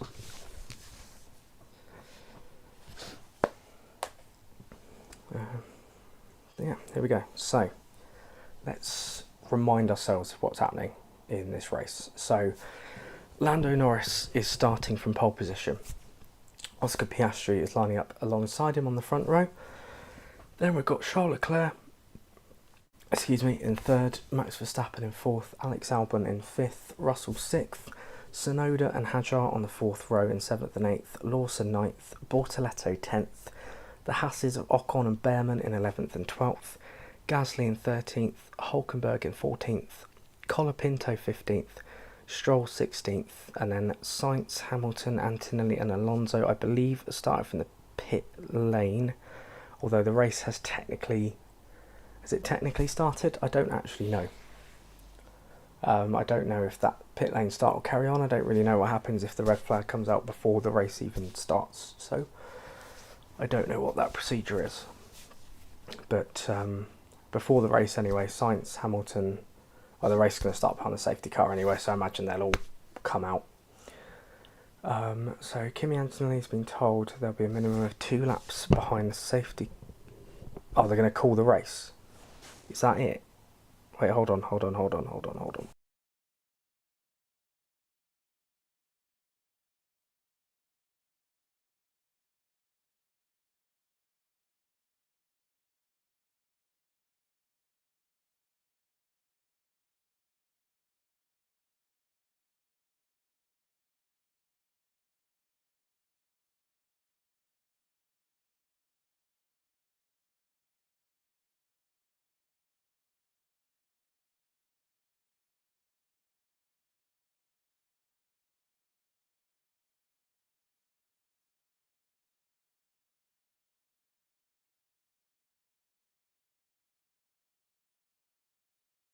Okay, I don't know if that's... He was saying that they'll call... I haven't heard Brundle or Croft say that that's what's going to happen. I hope that doesn't happen. I mean, it's perfectly dry. Unless they're saying they're going to call the safety car in and then the race will get underway. Because if they do the 2 laps and pull in again, then it's just going to be like 2021 and the whole thing will be a gigantic waste of time. So let's hope that I've misunderstood that and that we'll get some racing. 2 minutes and 50 seconds and then we will get underway. The track is looking bone dry now. Circuit is looking bone dry. A lot of the standing water has now been cleared apart from the water on the pit straight. I think that's probably one of the only places now. Is Oscar Piastri getting some feedback from one of his engineers, or giving some feedback to one of his engineers. But yeah, not too far away from the restart now.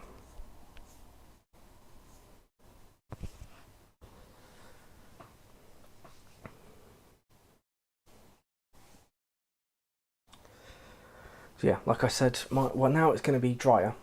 Obviously, I think they're still going to be starting on inters because there's still wet parts of the track. But my money was on Oscar Piastri before, a ball was kicked, before a lap has been run. So I'm going to stick with Oscar Piastri. Yeah, I agree, David. I hope it's not like 2021 either. I just hope we get a decent race now.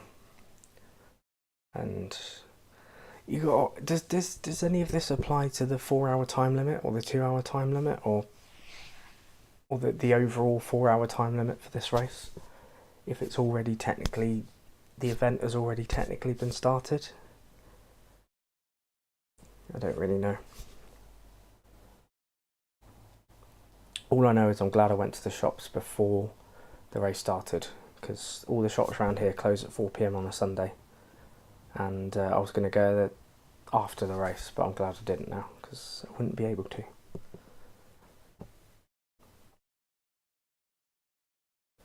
We've got 50 seconds now until the race gets underway, so not long to go until we're going to see some cars out on the circuit. We've waited a long time for this to happen. We've waited pretty much an entire race distance for the race to get underway. We've been here for, this stream has been going for about an hour and 40 minutes now, which is crazy. It's like it's already the longest stream I've ever done, and it hasn't even started yet, which is crazy. But at least I know that my internet is holding up for this entire thing, which is really good.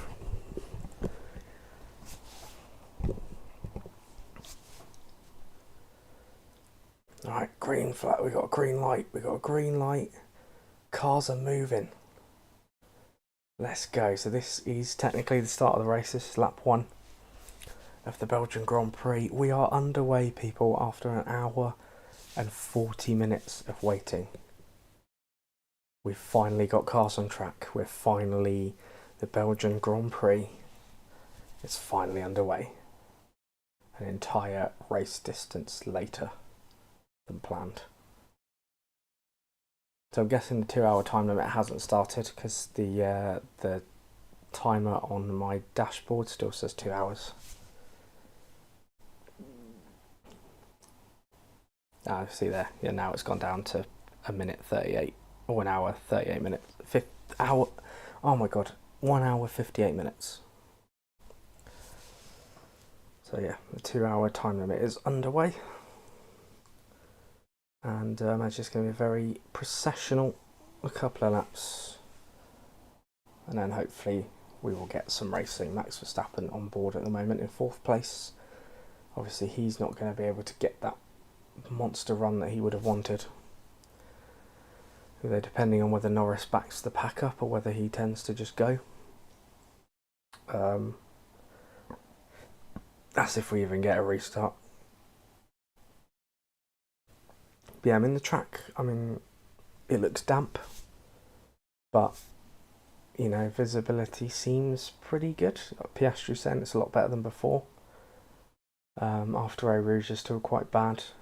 Straight's bad, but obviously compared to earlier, where literally like Lando Norris was the only driver you could see in the camera shot because the spray was so bad.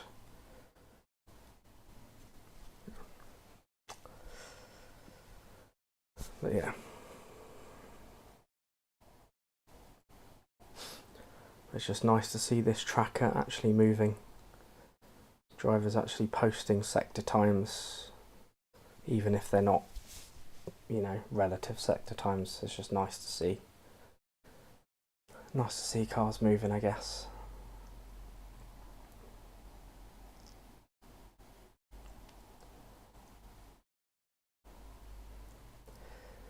Yeah, I hope you've been enjoying the stream so far. I know it's not what we planned. It's not how we hoped this would go.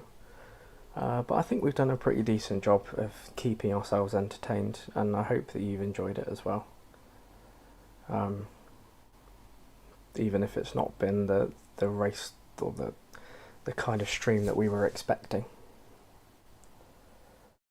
So yeah, safety car is peeling around now to start lap number 2. Piastri dropping back quite a bit. There's quite a few gaps in the field. Leclerc and oh no, they're all starting to close up now. But yeah, it'll be interesting to see if the safety car comes in at the end of this lap and will we finally get some racing.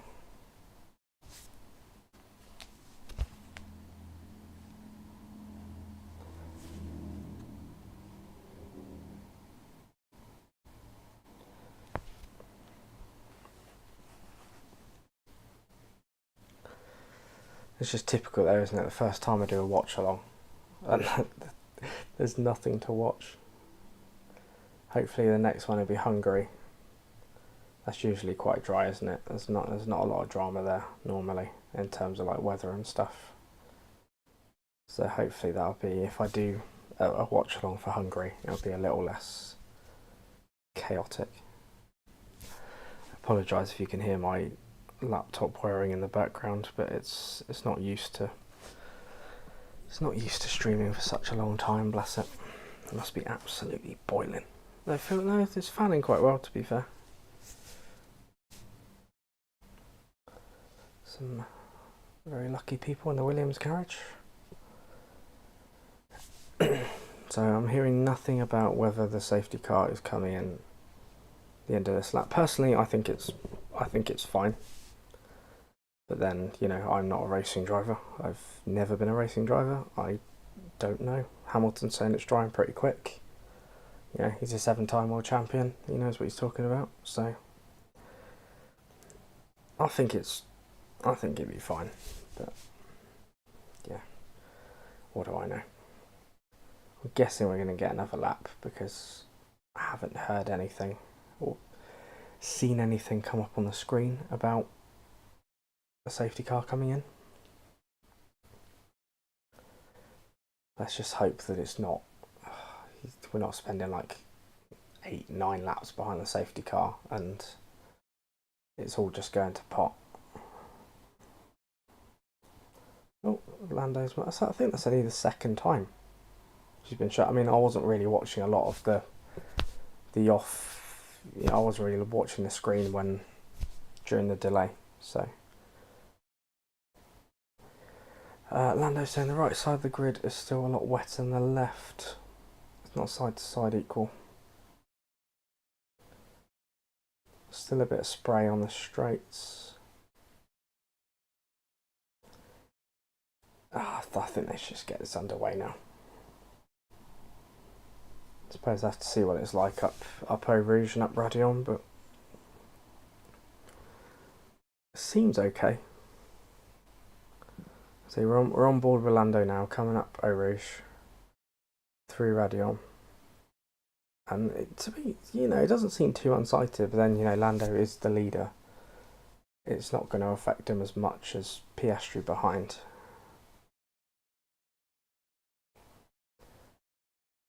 But yeah, still a little bit of spray on the Camel Straight. But I think we can't be far off a start, surely. Or a proper start anyway.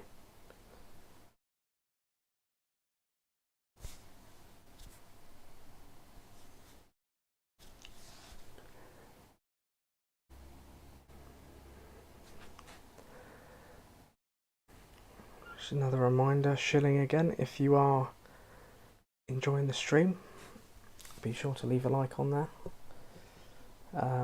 If you're new around here and you like what you see and you want to see more of these, then get subscribed so that you can be notified of future streams like this one. Oh my god.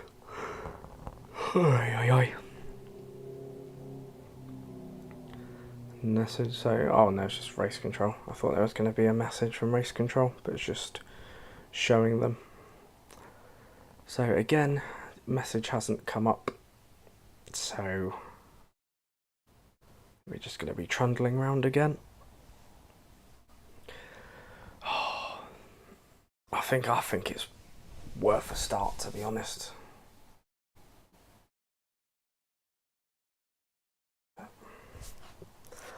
Let's see. I'm gonna go to Twitter again, see what they're saying.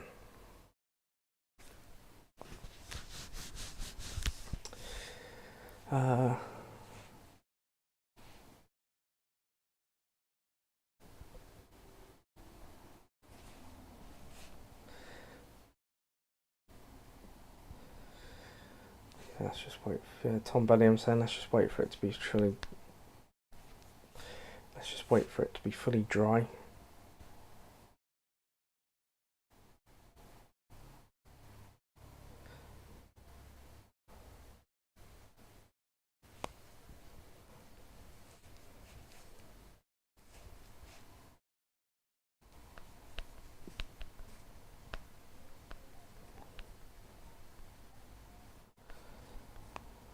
So yeah, safety car's going around again.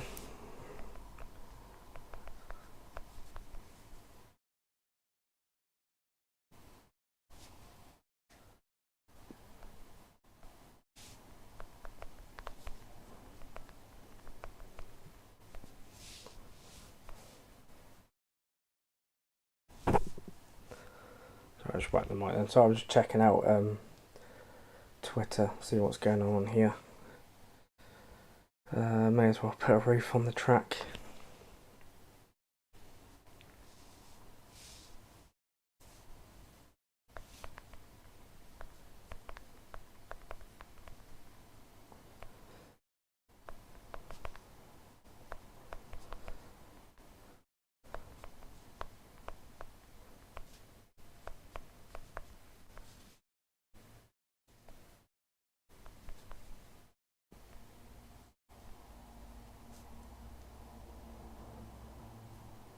So is that safety car in this lap?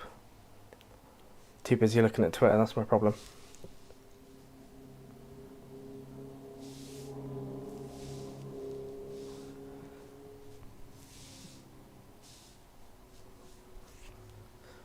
Right, so from my understanding, safety car in this lap, I believe.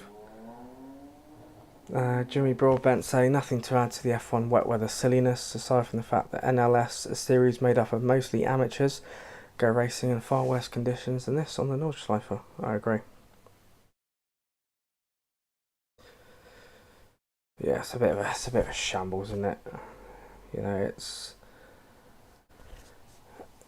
one of it's like I said earlier, it's kind of a debate between is Spa too unsafe or is F1 too cautious?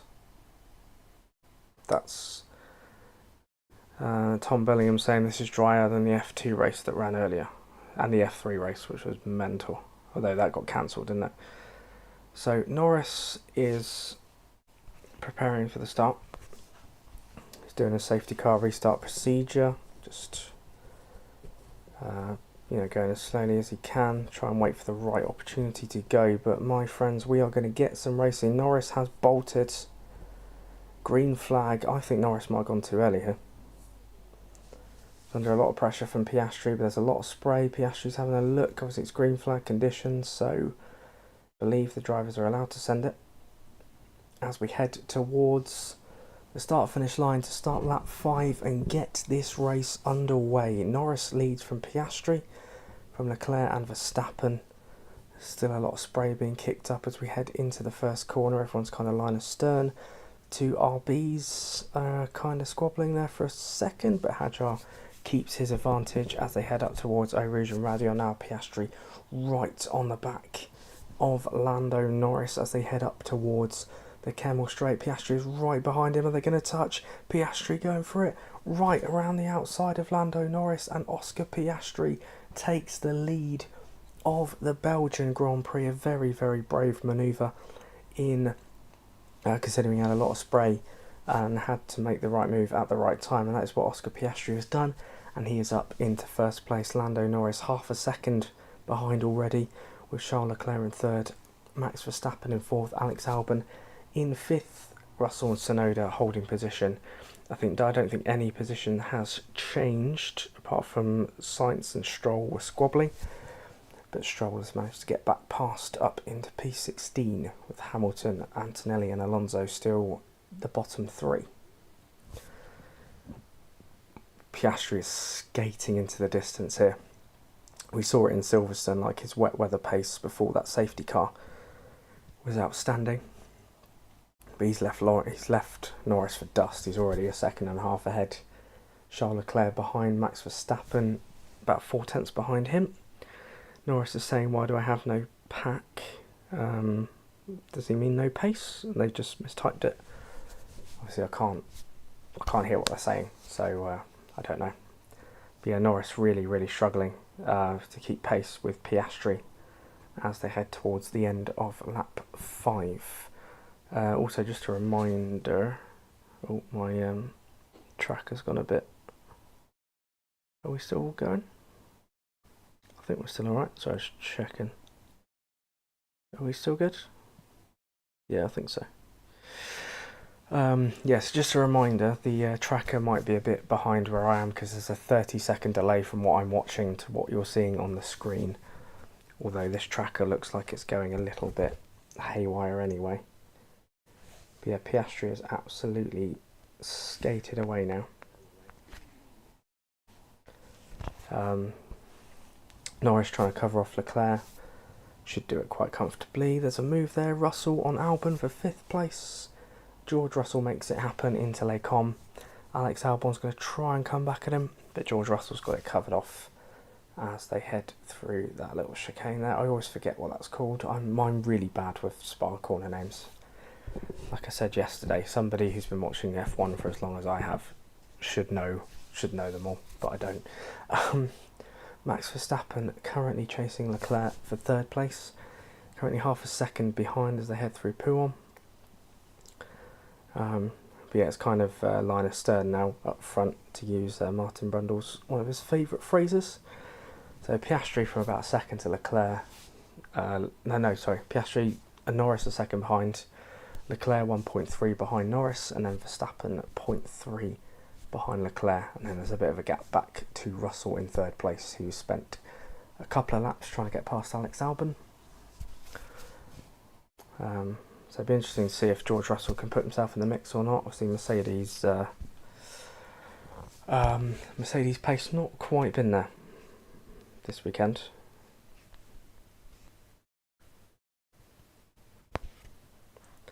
See Antonelli struggling big time. Tsunoda holding the fort in 7th. I'd love for Tsunoda to have a solid weekend. He seems to be a lot more comfortable since Laura McKees took over, and the fact that he's gone to Red Bull and said, look, those spare parts that you're stockpiling for Verstappen, you need to take that off and you need to give Yuki some.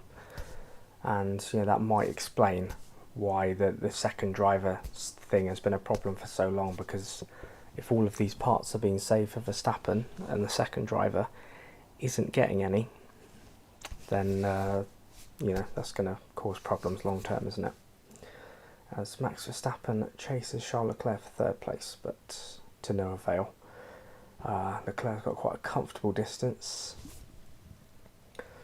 But yeah, after all that delay, it's kind of just it's become a bit processional, if I'm honest. Leclerc's dropped back from Norris by a couple of seconds. Verstappen is starting to really get on his tail now. Piastri has a gap of 0.8 to Norris as Leclerc and Verstappen file through Pouhon. Again, Hamilton and Antonelli they've both got past Stroll. So Hamilton up to 17th, Antonelli up to 18th, but both struggling to make their way through the pack. And their next target is Carlos Sainz, and then after that is Franco Colapinto. As we look at Liam Lawson, Hadjar going a bit wide there, whether he's just taken an alternative line, I don't really know.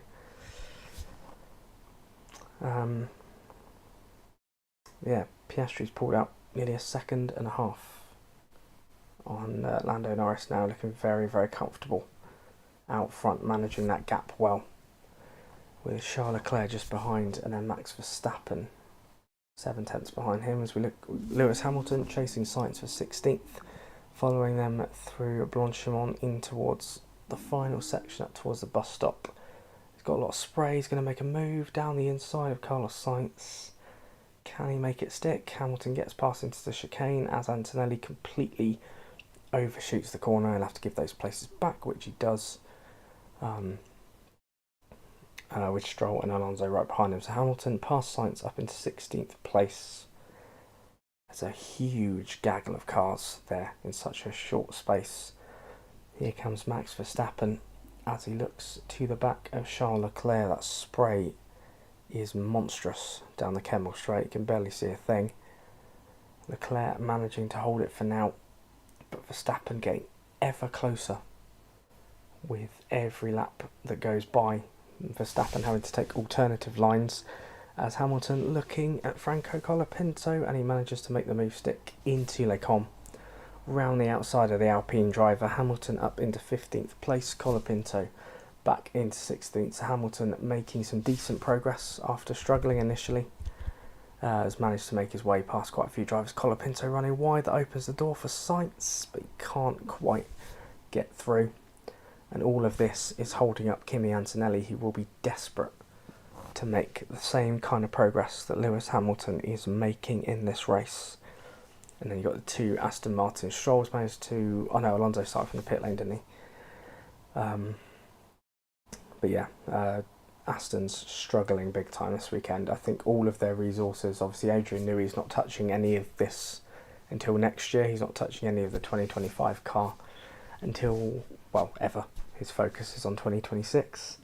So unless he's saying, right lads, let's finish last, get some more wind tunnel time for next year, that'd be absolutely magnificent. But yeah, Aston Martin struggling a lot at the moment. So I've just seen a track map here. So the first part of the track is dry, up towards the Kemmel Straight, and then through to the third sector is Inters. And then a lot of the last sector is dry as Hamilton makes his way past Hulkenberg for 14th place. Same place he overtook Sainz at the bus stop chicane. And Lewis Hamilton making very good progress through the field. Pierre Gasly is his next target. As we go back to Max Verstappen, who's looking at the back of Charles Leclerc. Leclerc has dropped 3.5 seconds now from Lando Norris. It's definitely... McLaren's in a world of their own. I think Max Verstappen's chance of victory has gone. I think it was unlikely anyway. So we're looking at Lewis Hamilton now on the back of Pierre Gasly, not quite close enough.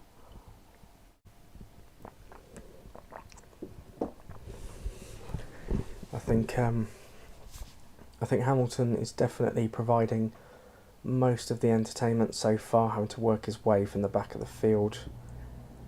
Gasly a little bit twitchy. Hamilton's got an opening into that long right-hander. I always forget the name of, into the corner with no name, which I believe is now the Jackie X corner. Yeah, lap 9 of 44 at the moment. Piastri leading the way from Norris in second, Leclerc in third. Now 5 seconds behind Norris. Norris, I don't know whether he's made a mistake somewhere or just lost a heap of time. Verstappen in fourth.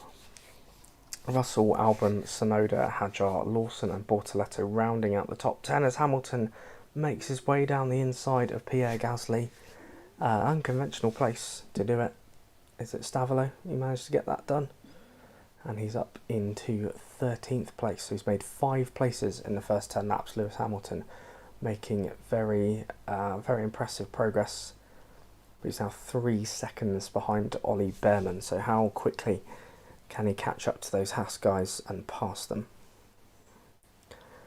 So we've got Hulkenberg looking at the back of Pierre Gasly. It's quite an interesting train now. I know obviously a lot of these guys aren't fighting for points, but it's quite a decent battle between the guys from sort of 14th down to 20th. So into lap 10, Verstappen is probably the closest he's ever been to Leclerc. Is he going to get close enough to make a move? Not on this occasion. Probably the spray proving too much to navigate on this occasion. But Verstappen is right over Charles Leclerc now, all over the back of him. Worrying times for the Ferrari driver if he wants to hold on to that podium. God, my throat is really hurting. I'm going to pay the price for this later. Jesus. Had to talk way more than I was anticipating today. As Verstappen, could he make a move on Leclerc into Pouon? He's going to try around the outside. Leclerc's got it covered off. Very, very unconventional place to do it. Verstappen had a look. But it wasn't to any avail on this occasion. Making their way around the Fagnes chicane now in towards Stavolo. But Leclerc is holding firm, and Verstappen, he had a good go. But if he can stay with him until that final bus stop chicane, you never quite know, he could get it done in there, but then will he be susceptible in that DRS zone? But Verstappen's dropped back quite a bit. I don't think he will be there this time. Or will he? No, he won't. It's too far back.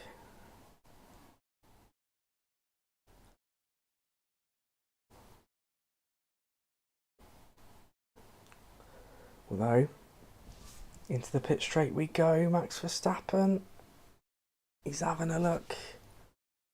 Steve McManaman would oh no, Leclerc, he's a little bit twitchy out of that corner. Verstappen, oh, he hasn't quite enough. Leclerc went very wide into the source, gave Verstappen an opening. But now as we go up through Eau Rouge and Radion into the Kemmel Straight, this is going to be a golden opportunity for Max Verstappen to get this done. It's going to be his best chance. Is he close enough? I think Leclerc's just managed to use enough battery to keep him at bay. I thought as soon as he went wide, I thought he was going to be a sitting duck. Leclerc on the radio saying, I don't know if it's a downforce, but my god, my tyres are gone. Yeah, so it's that point of, do they switch to another set of inters, or have we reached the crossover point where they start thinking about dry tyres? There's still quite a bit of standing water on the track, and maybe Ferrari might just tell him that it's going to be damp for a little bit longer, let's stay out for a bit until we can get onto some dry tyres. But then again, it is Ferrari, so they could screw it up completely, you never know.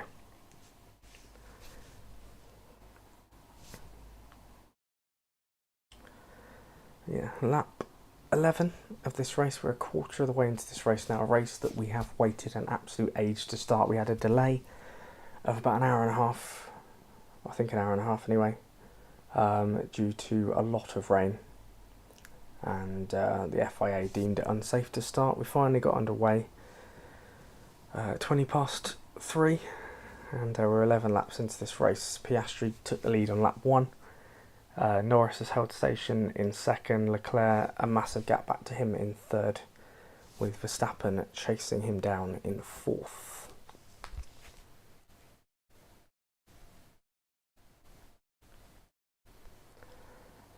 So they're telling Hamilton to box.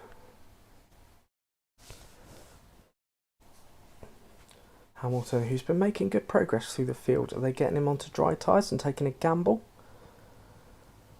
Because the way Hamilton's been going, he's probably been arguably one of the quickest drivers out there at the moment. So we see Leclerc on the right, Verstappen on the left. But yeah, Verstappen's just lost that little bit that he needed. He got really close to Leclerc a couple of laps ago. But ever since then, maybe he's taken a bit too much out of his tyres, I don't know. But a lot of the back markers are pitting. Hülkenberg, Gasly, Alonso all coming in. They're switching to dry tyres. Alonso's on the mediums. I think Gasly's on the mediums as well. So a lot of the back markers taking that risk. Oh, that's very kind of you, David. I don't think I'm a talented commentator in any way. I think I'm just... In fact, I'm probably just... a bit Partridge-esque, really, but without the humour.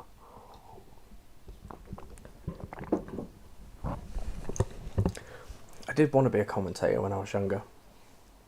I used to do like commentary over old F1 games, just like on replay mode and something. But yeah, that's as far as I delved into that world, to be honest. So Leclerc is coming in, Piastri's coming in as the leader. I'm guessing he gets first priority. The Piastri into the pits. Leclerc will be coming into the pits. Will Verstappen do the same? I imagine he will, as he is the lead Red Bull. So what was his time? 2.8. That's not bad. Not bad. Leclerc and Verstappen coming in at the same time. Battle of the pit crews. Will they be held up by other drivers coming in? Oh, that was close. Between Leclerc and the Williams of Albon. Verstappen, very slow stop, 4.8. That's cost him big time. Did he get held up by other drivers as well, or was it just a pit stop error?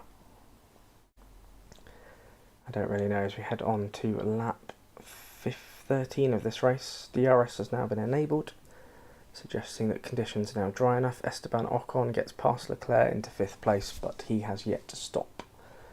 So it's not relative at this moment in time. But yeah, Leclerc's got about a second and a half to Verstappen now, so Max lost out quite a bit in that pit stop, and then George Russell not a million miles behind him. So let's have a look at what happened to Max Verstappen. Oh, just a left front delay, I think, and then had to wait for Leclerc and Albon to come out in front of him. So yeah, not really ideal there for Max. So what's happened to Lewis Hamilton here in 10th place? Is this an overtake? So we're going very, very slowly. Very slowly. Is that Lawson?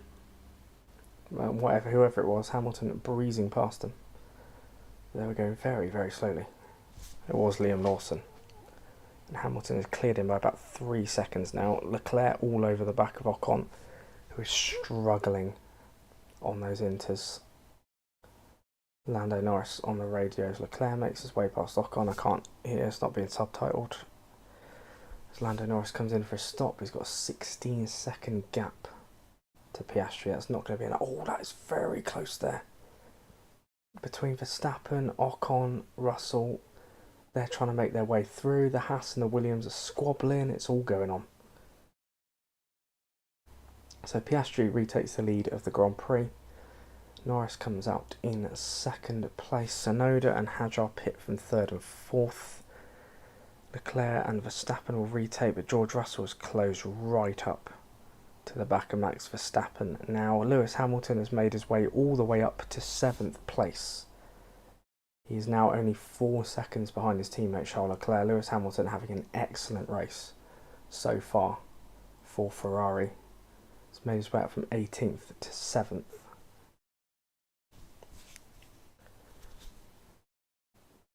They're all separated. Hamilton does the fastest lap of the race at 1:51.0. So this is Lando Norris coming into the pits. What happens here? So always a delay on the left front. Oh, I mean, I think he was going to lose out to Piastri anyway, but that would not have helped his cause.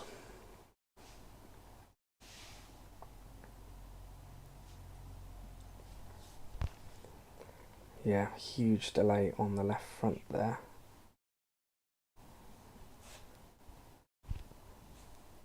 So Piastri now has an 8-second lead over Lando Norris, but Lando is on hard tyres. So Lando could potentially go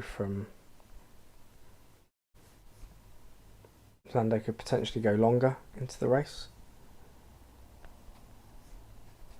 And will Piastri have to stop again? Will his tyres run out before the end? I think because it's a wet-dry race, there's no obligation to run 2 different dry compounds.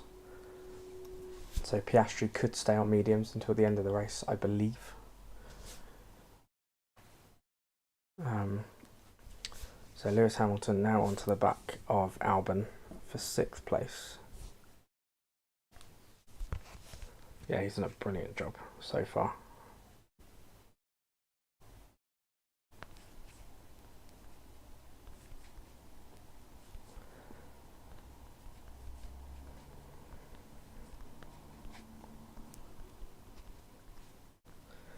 Could today be the day that Lewis Hamilton potentially gets his first podium for Ferrari?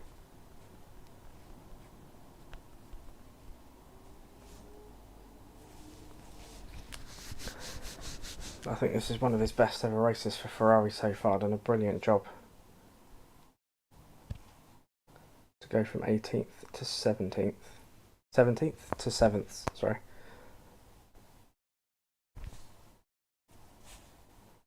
Russell now chasing Verstappen for 5th. He's managed to close right up.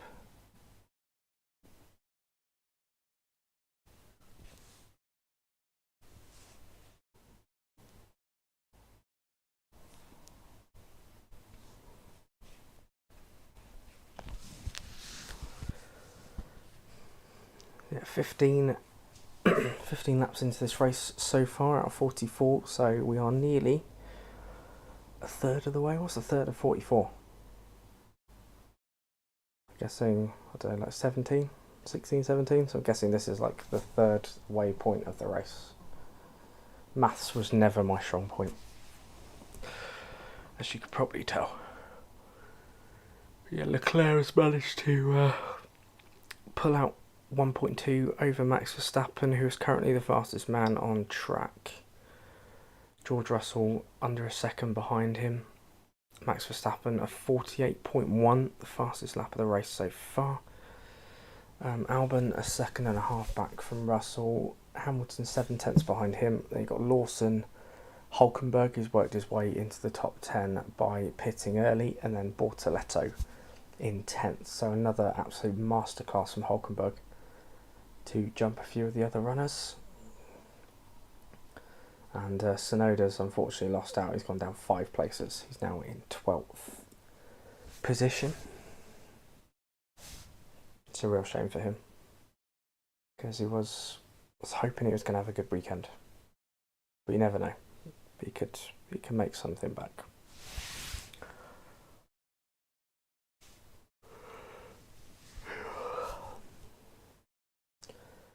God. Oh, this is much longer. This must be the longest stream I've done for ages. Verstappen saying the clipping on the main straight is bad. I believe that's when the gears kind of top out. I think that's what it is. That's basically when you hit the top speed and the engine starts clipping. And so Hamilton now in 7th place, gaining on Alex Albon ever so slowly. We now cut to Ollie Behrman for seemingly no reason, although he is behind Fernando Alonso. We now cut back to this battle happening 3rd to 7th, covered by about 3 seconds, I'd say. Yeah, Hamilton starting to make inroads on Albon, though it's a bit slower than all of his other progress. You wonder now, in dry conditions, is Hamilton going to have the same rate of progress that he did in the wet? Because obviously, yeah, Hamilton made the most of those wet conditions, used all of his experience to make his way past all of the back markers that he needed to clear.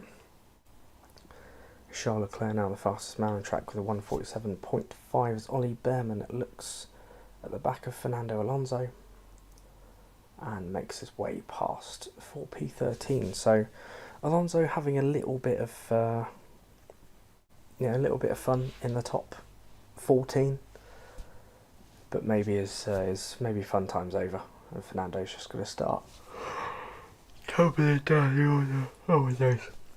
Esteban Ocon is currently in 20th place and 9 seconds behind Carlos Sainz in 19th. So I don't know whether something's happened to him. It was looking fairly decent for Ocon.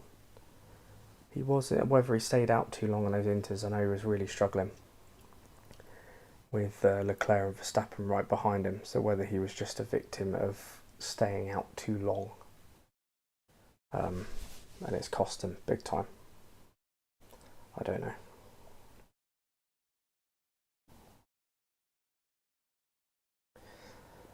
Yeah, Ollie Behrman now half a second behind Yuki Tsunoda. Tsunoda struggling to make progress in the dry. He's lost 3 seconds to Pierre Gasly. Those similar woes that he has had since he took over that Red Bull seat are starting to come back to fruition again. But I'm hoping that this change of ownership, Laura Mecky's wanting more of a balance between the two. Hopefully give Yuki a happier experience. Oh my god, I'm so tired. Alright, Kimi Antonelli still in 16th place, struggling to make progress through the field. Onto the back of Franco Colapinto for 15th place, but even on the straights he's still really struggling to close in. And this is where you see the difference in experience between a Hamilton and an Antonelli, where Hamilton knows how to clear these traffic in these conditions and he gains places easily, where Antonelli, obviously a rookie, still learning how these cars work, still really struggling to make progress through the field. As we look at Lance Stroll onto the back of Isaac Hadjar for 17th place. Hadjar really struggling in this race. I think he was another victim of staying out too long on those inters and is now paying the price for it.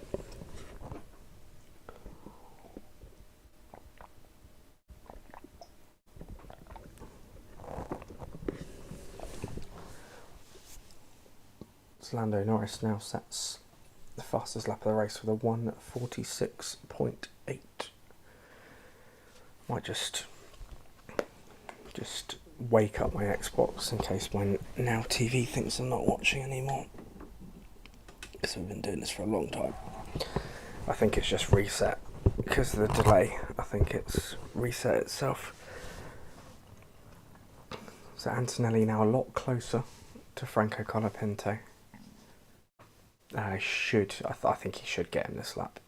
He's right on the back of him. Be very, very surprised if he didn't.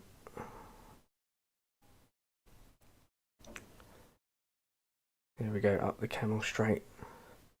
Antonelli all over the back, but still not close enough. Colapinto's kept him at bay. You got to wonder, I know, he's 18 years old, he's a rookie, and he should be given time. But you got to wonder when Antonelli's form is going to really start concerning Mercedes, particularly if their car is good next year, and they're potentially in a championship fight.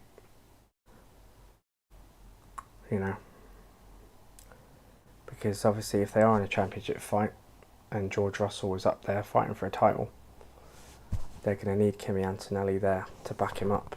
And if he's not there, it might be the same problem that Red Bull have had last few years. And you wonder if that form continues, will Red Bull be like, let's loan him to another team for a year to get some experience and then bring him back? I don't know. Yeah, Norris fastest man again, 46.3. Hulkenberg is getting the instruction to swap positions. He's struggling to clear Lawson. Gabriel Bortoletto is going to get a go instead. So another decent showing from the Saubers in 9th and 10th. Hulkenberg lets his teammate by. Now Antonelli really on the back of Colapinto this lap. If he's not going to get him this time, I don't think he ever will. Pulls out to the side, down the inside. Kimi Antonelli takes 15th place away from Franco Colapinto. He's now 3 seconds behind Fernando Alonso. And needs to start hunting him down and making his way up the order.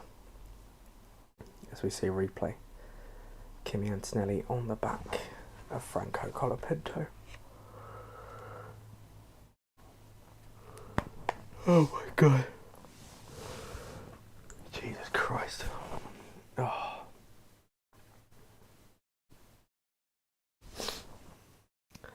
Right, I might have to actually take my laptop charger out again.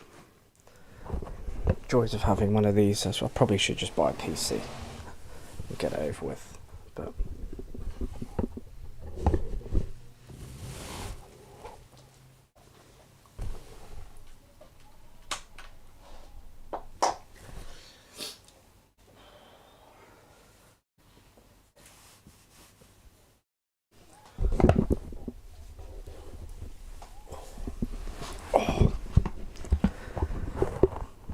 My legs are going to be dead after this. Right, lap 21 of 44. Piastri leads by 8 seconds from Lando Norris. In second place, Leclerc is 6 seconds back. Max Verstappen, oh my god, sorry.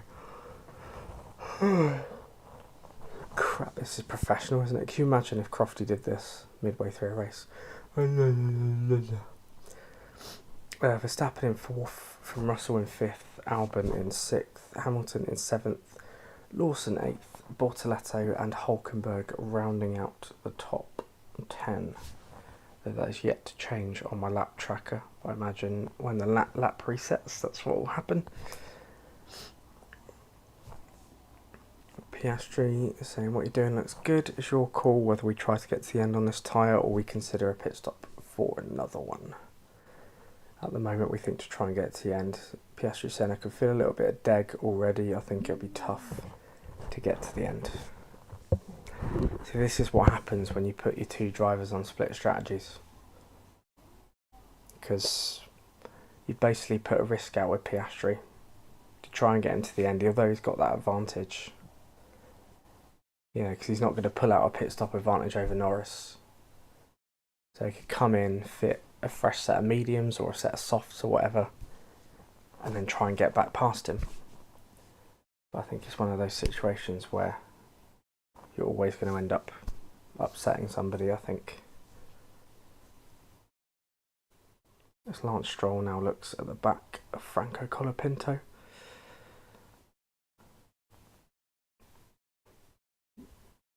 So we are now officially halfway through this race. 22 laps out of 44.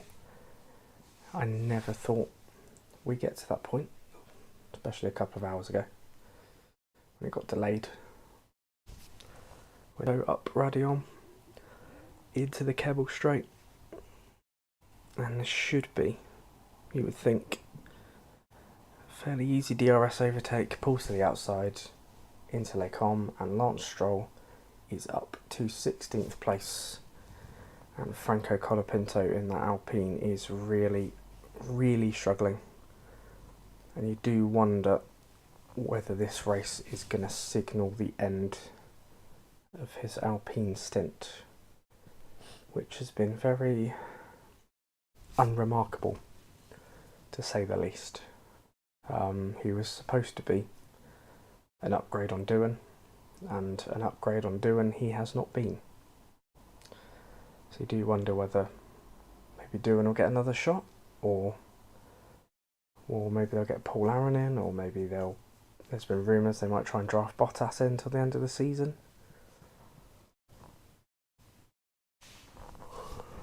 Yeah.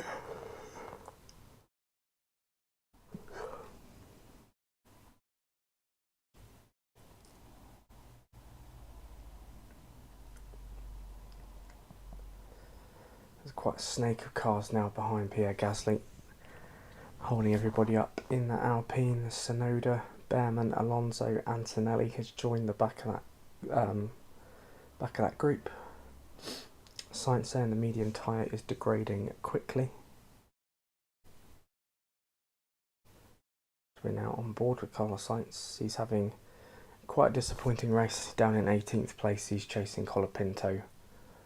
Will probably be the next one to overtake him. But yeah, Sainz really struggling. Had that pit lane start, hasn't been able to make progress. And, you know, in a race where his teammate is in 6th place, he is again struggling to match what his teammate's doing. And I mean, Sainz has improved as the season's gone on. Hopefully, you know, put this weekend behind him, come back strong in Hungary, and you know, get some more points on the board.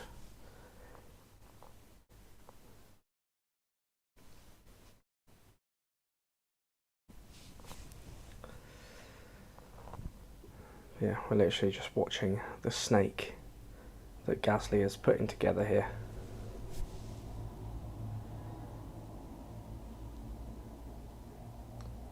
So all this is doing is giving Hulkenberg quite a comfortable buffer in 10th.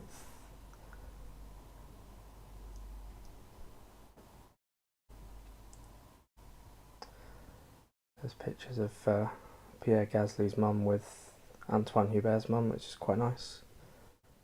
Obviously this track brings up quite painful memories for all involved. Obviously Antoine Hubert passing away in 2019. Is it 2019 or 2018? It was 2019, wasn't it? Because I think Gasly had just been dropped by Red Bull. And then he had that amazing race with Toro Rosso. But yeah, nice to see an image of those two together, sort of watching the race together.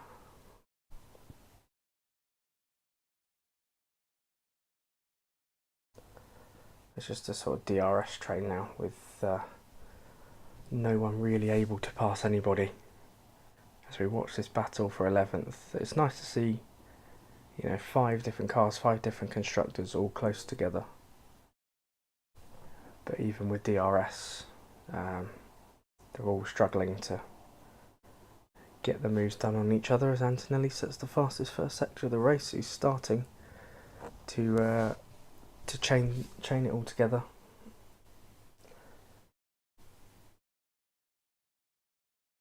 John Newman there, FIFA 14 legend.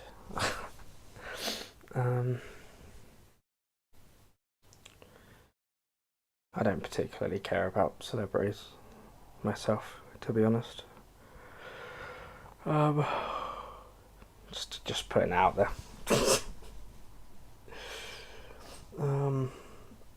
Right, lap 25 and 44. So this lap counter is obviously very wrong because Norris's hard tyres are not a lap old. But I'm not sure how well this resets. But I wonder if we can go to different things, can't we? We can look at a track map.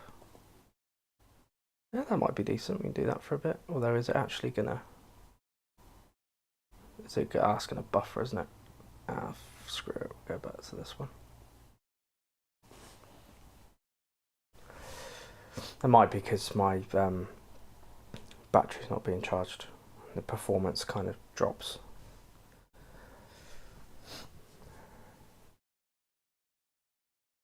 Yeah, I've got to be honest, kind of like the sprint race yesterday, not being the most exciting Grand Prix. I definitely picked the wrong race to do a watch along for, that is for sure.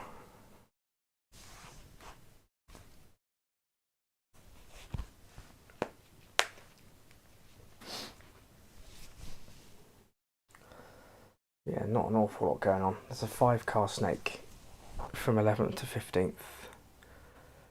And that's pretty much it. There's not a lot going on up front. Piastri has got an 8-second advantage over Norris. Norris has got a 9-second advantage over Leclerc. Verstappen can't get close to Leclerc. Russell can't get close to Verstappen. But Hamilton's advantage, his pace that he had earlier, has now dropped. He's staying behind Albon. He's 2 seconds behind now. So they're all just, kind of line astern.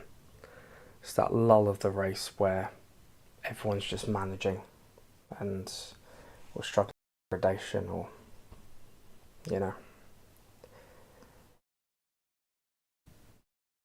80 laps to go. Oh my god.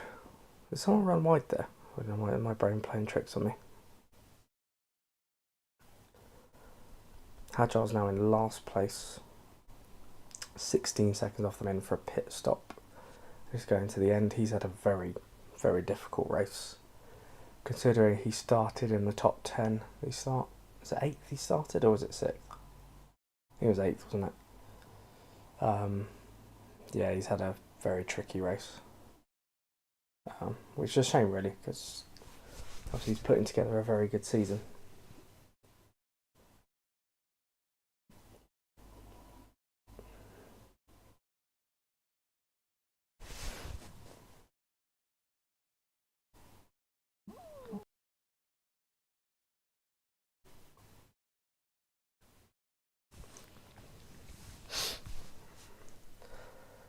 Look at Oscar Piastri. I did put that back on, didn't I?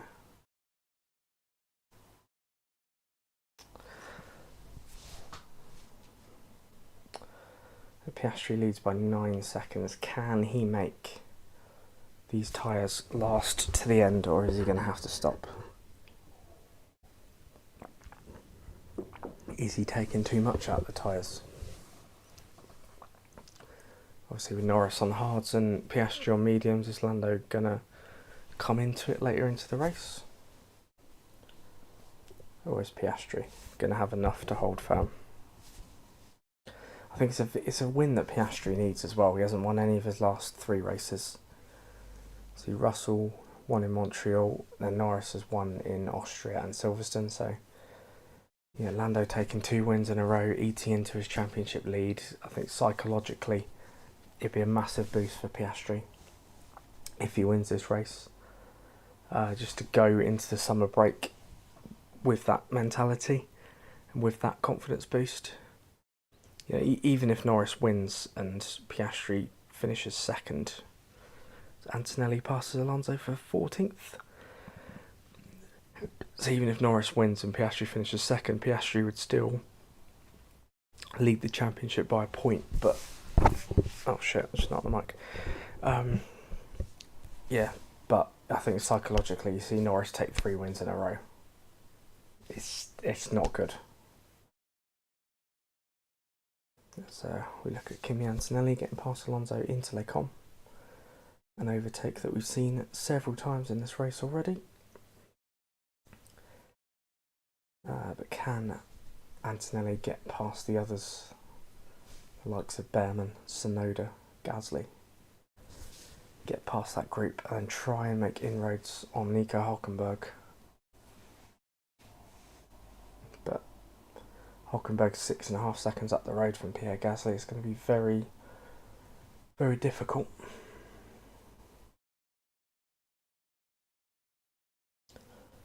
So Hamilton versus Antonelli.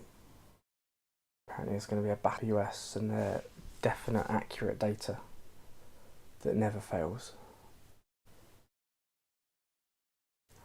Hamilton, 1.4 seconds behind Albon, struggling to make inroads. Williams looking very comfortable in 6th place. That pace that Hamilton had in the wet is not there in the dry. And he's kind of just like a lot of the front runners, really just static. Black and white flag for Carlos Sainz for track limits. He does another one of those, he'll get a penalty. Oh, someone's gone off there. That's Alonso. Went wide. I have to see a replay of that. We only caught the end of that. Alonso seemed to go a bit wide there. Past Les Combes into that left-hander that I always forget.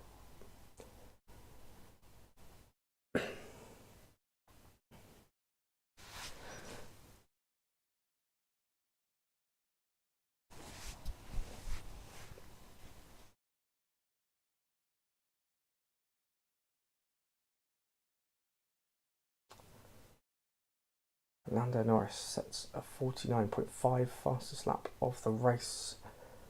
Brings the gap down to 8.7. It was only 9.1 before, so takes a tiny dent.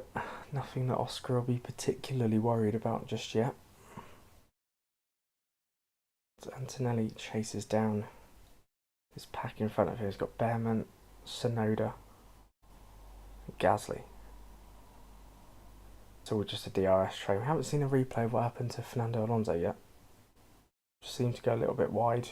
We lost the back end a little bit. Still sticking with them just about, but he's dropped back a little bit. Now a couple of seconds behind Antonelli in 14th.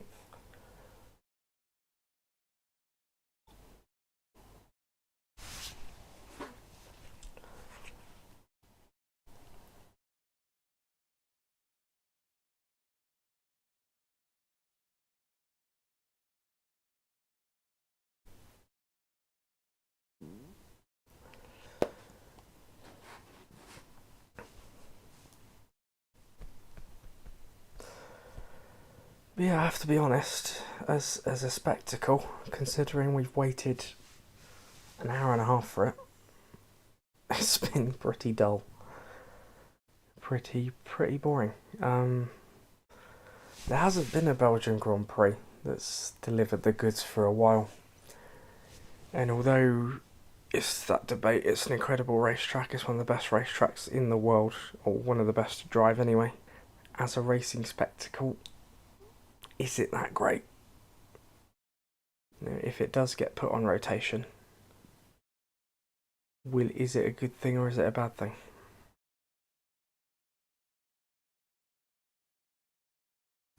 Yeah, because there will be a lot of people going, "Oh, it's Spa. You're not allowed to criticise Spa. It's the best track in the world." And it is great, but you know, if it doesn't produce good racing, I think it's kind of the same problem that Monza's got. Is that we haven't had a great Grand Prix at Monza we haven't had many in the last 15, 20 years. And the one we did have was because of a red flag that completely jumbled the order up, and we got a Gasly versus Sainz fight for the win. That wouldn't have happened if Hamilton had.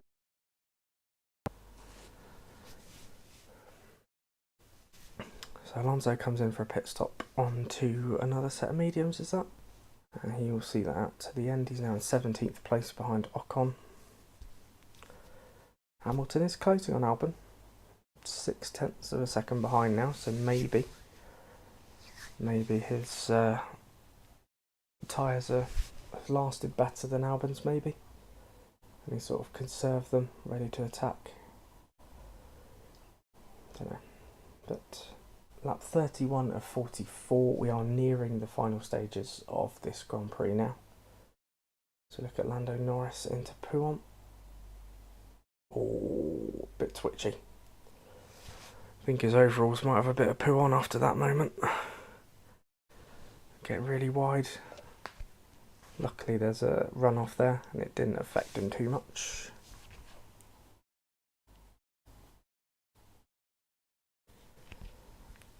But yeah, he would have lost a bit of time doing that, I'd imagine. As we now cut back to Albon and Hamilton in their little squabble. Is Hamilton close enough to be able to make a move? Albon going defensive. I don't think he really do. I don't think Lewis is close. He's not. Every single lap, Antonelli comes in for a pit stop now. His tyres look pretty screwed. He heads on to some fresh medium, so this is going to be an interesting. See Piastri's tyres and the state that's in. Although Antonelli's been doing a lot of battling and a lot of squabbling, so it's probably taken more life out of tyres than someone like Piastri, who's been comfortable up front.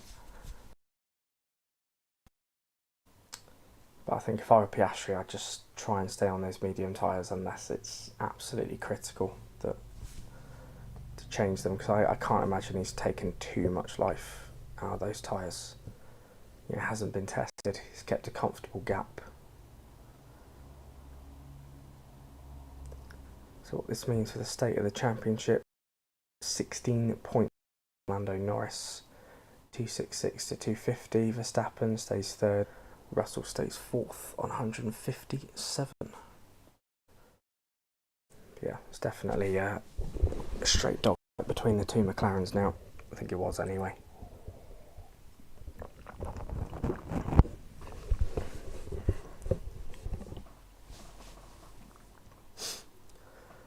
So we look at Fernando Alonso. See, that battle with Antonelli is going to be resumed.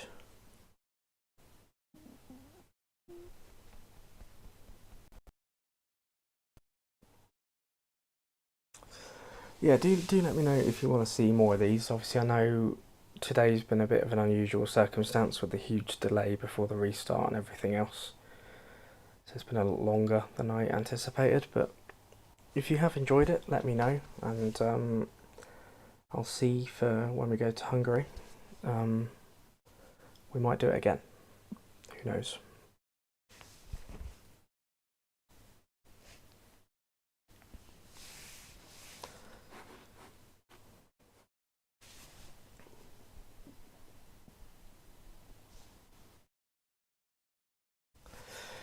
Right, do I need to put my stomach is rumbling. I did absolutely scran down some sausage rolls before I started this.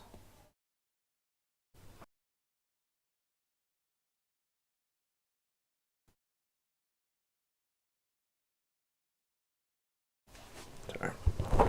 Just muted that for a second because I needed to fart. It's been nearly 3 hours. I had to come out at some point. Pierre Gasly holding on to 11th place with Sonoda and Behrman behind him. I'm just going to put my plug back in. Oh god, I do not like the sound that makes. That should hold out for the rest of the race, I'd imagine.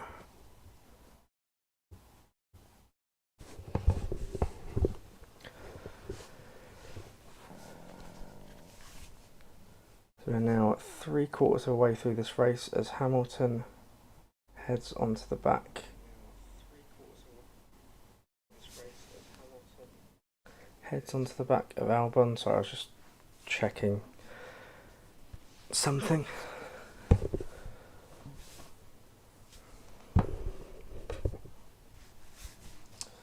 Yeah, couldn't make any inroads on Albon on that occasion. I think that's going to be might be one of those battles that carries on to the end and Lewis just can't quite get it done.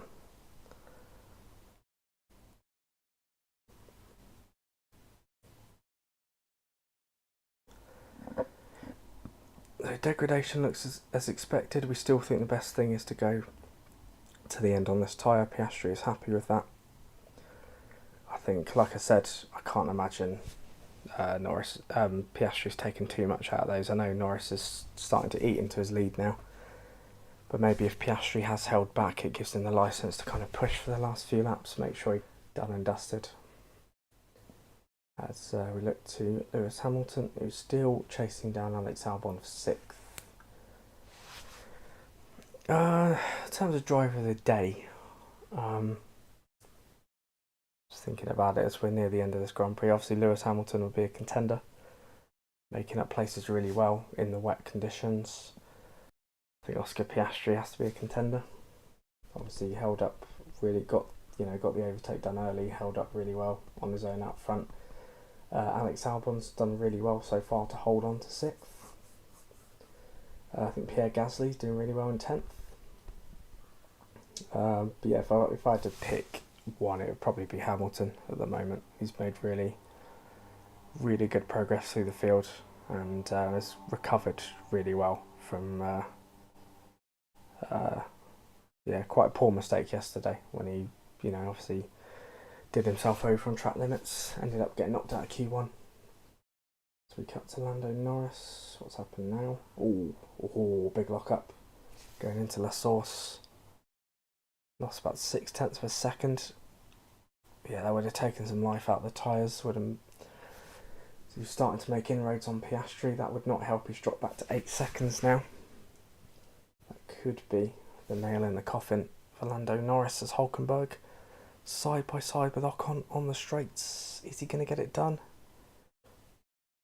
There we go. So I'm guessing Hülkenberg is pitted because he was in 10th and he's dropped back quite a bit. So yeah, Hülkenberg must have pitted again for fresh medium, so that promotes Gasly up to 10th. So that fight between him, Tsunoda and Behrman is now for a points paying position. It's Antonelli all over the back of Ocon. So yeah, Antonelli's still really struggling to make progress, having had to box again. But that will be, I think it's like 7 non-scores over the last 8 races. I think 6 of those have been DNFs. Or is it 6 non-scores over the last 7 races? But yeah, it's definitely a concern. Not just for Antonelli, but for Toto Wolff as well. Something to think about. See if he can find a way to get Antonelli's confidence back up, get his form back up. It's all over the back of Ocon now. Does currently have the fastest lap of the race. Gets his DRS open. Can he make a move on Esteban Ocon. So my throat is really starting to go.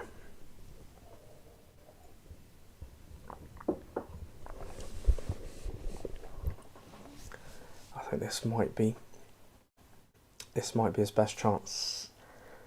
Up the Camel Straight now, get that DRS open. Can Kimi Antonelli make a move for 15th place? Ocon goes defensive, Antonelli goes to the outside, Ocon's going to force him all the way round, but Antonelli gets it done, he's gone wide. This allows Ocon back through and he takes 15th place. I think Esteban Ocon, using his experience there, making Antonelli go the long way round, carry a lot of speed, knowing that he's probably going to overshoot the next left-hander. That's exactly what he did. And Esteban Ocon gets back past. There's brave from Antonelli. Overtakes on the outside going into Lecombe. Gets on the curb, carries a bit too much speed, and I think Ocon just thank you very much. I'll have that back. Toto Wolff looks a little bit concerned. I think George Russell having a very solid race in 5th place. Bring home 10 points for the Mercedes team. But yeah, Antonelli, has been a really, really wretched weekend. Hopefully the summer break now. He's got four weeks to reset himself. Go again. Just have some time away to reflect. Try and get some confidence back coming into Hungary, and hopefully it'll be good to go again, because it has been first season of Formula One to be thrust straight into a Mercedes. The eyes are always going to be on you as soon as you hit a bad run of form, and I think he just needs to go away, have a reset, and then hopefully can find his form again after the summer break.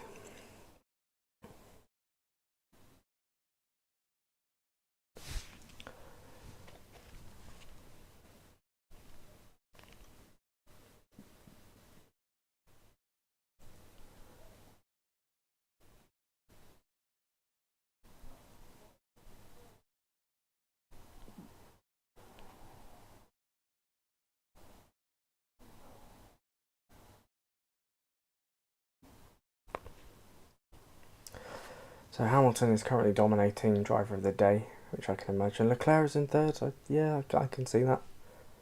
Done very well to keep Verstappen at bay in that Ferrari. Piastri in 2nd. But yeah, Hamilton, I imagine he'll get that quite comfortably. He's driven very well today. Max to Merc in 2026, yes or no? Personally, I don't think it will happen next year. I think Toto's been pretty firm in his stance that he wants to keep George and Kimi for next year. I think for Max it would make sense to stay at Red Bull in 2026. Obviously, new regulations coming in. Just see where everybody is, and then once he's figured out where Red Bull are, once he's figured out where Mercedes are, he can sort of make a decision. I think obviously now with Christian Horner going and Lauren Mecky's coming in, new change of direction, he might be interested to see where they go under Mecky's leadership. So there's a lot of other factors now, but I think for Max, I think he'll stay where he is next year, and I think he'll just assess what's what and then make a decision for 2027. If Red Bull are still in a bit of a state come then.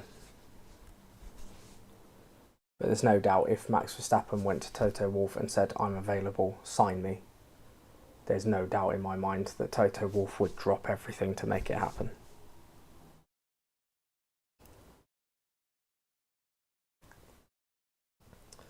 So Norris has brought the gap down to 6.1. Maybe Piastri's mediums starting to struggle a little bit. I think we can be fairly certain now that Piastri staying out for the rest of the race. Coming in now would be pretty stupid. 6 laps to go, he'd lose the race lead. Yeah, 5.8, the gap is coming down. Will Norris be able to get there before the end of the race?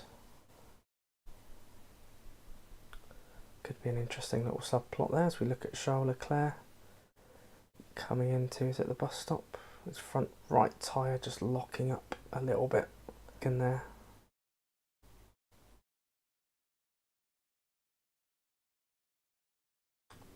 Will that bring Max Verstappen back into play? Verstappen is there. He's only a second behind. And we talked about Leclerc doing really well to keep Verstappen at bay, but it's coming back again. So Verstappen 1.2 seconds, Leclerc telling him to leave him alone. I can have no information then when he's getting close. I have too much information. Keep it constant, don't worry. I don't really know what the end of that means, but Verstappen is managing to edge closer to the back of Leclerc's Ferrari. It's going to be a very interesting final few laps. 5 to go after this one, 39 to 44. I feel like this race has gone quite quickly. Been running for an hour and 15 minutes, I believe. Which I think you always associate Spa being quite a long race because it's a long track, but then you factor in that it's only 44 laps.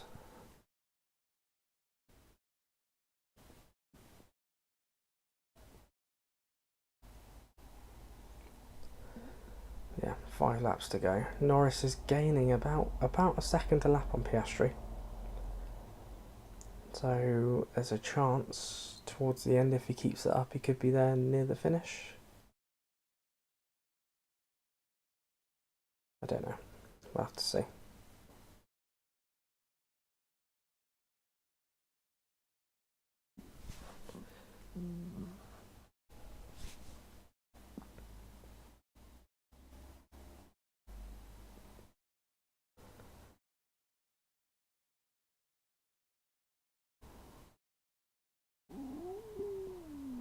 My stomach is making very strange noises. Yeah, I literally just grabbed a couple of sausage rolls, shoved them down my throat because I realised I didn't have time to eat lunch, thinking, oh, it'll only be an hour and a half and then I can eat properly. Nope.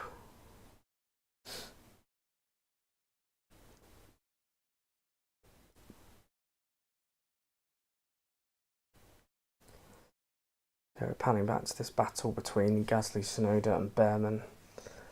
Like a 3-car train at the moment. So I think Tsunoda's 6 tenths behind Gasly, Behrman's 6 tenths behind Tsunoda, but it's one of those kind of like the Verstappen Piastri Norris battle yesterday. They're all close, but they're not quite close enough to make something happen. We're watching Kimi Antonelli now on the back of Esteban Ocon, only 3 tenths behind him, gaining as they make their way through the Fagnes chicane. Will Antonelli be able to get him into this final part of the lap? Took a bit too much curb there, had to adjust the steering. But Antonelli on 8 lap-old mediums, Ocon on 32 lap-old mediums, so you'd imagine this pass should be done fairly quickly, but we've got a wily old Fernando Alonso behind the pair of them who will be waiting. Agile's radio says there are cells of rain developing around the track, currently clear. We are monitoring. Could we have like a 2008 situation where it's like an absolute downpour on parts of the track at the end? And then you've got like Hamilton and Raikkonen and Massa all going off and going wide and things like that. Could we have a situation like that again?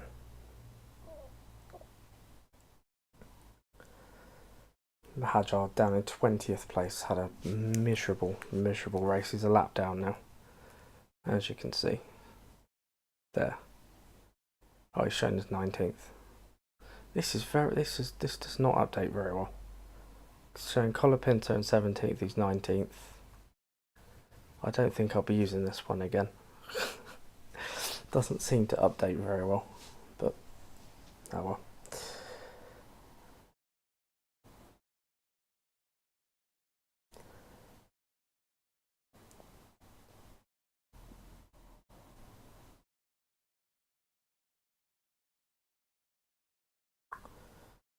Yeah, Antonelli again close to Ocon, but not close enough. Norris now only 4 seconds behind Piastri.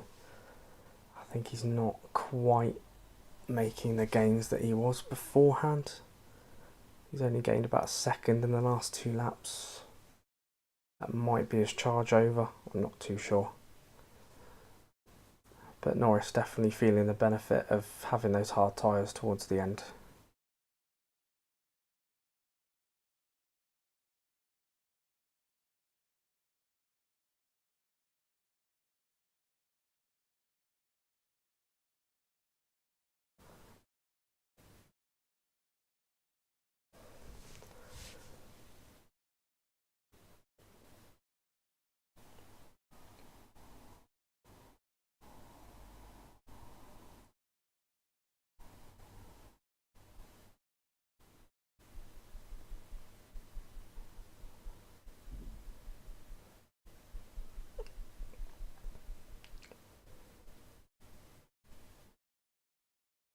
Alonso having a little weave there, just spying if there's any opportunity, but he's quite a way back from Antonelli now. I think it's a battle between him and Ocon for that 15th place as we look at the battle between Piastri and Norris. 3.6 separating the pair of them as we head on to lap 42 and lap 44.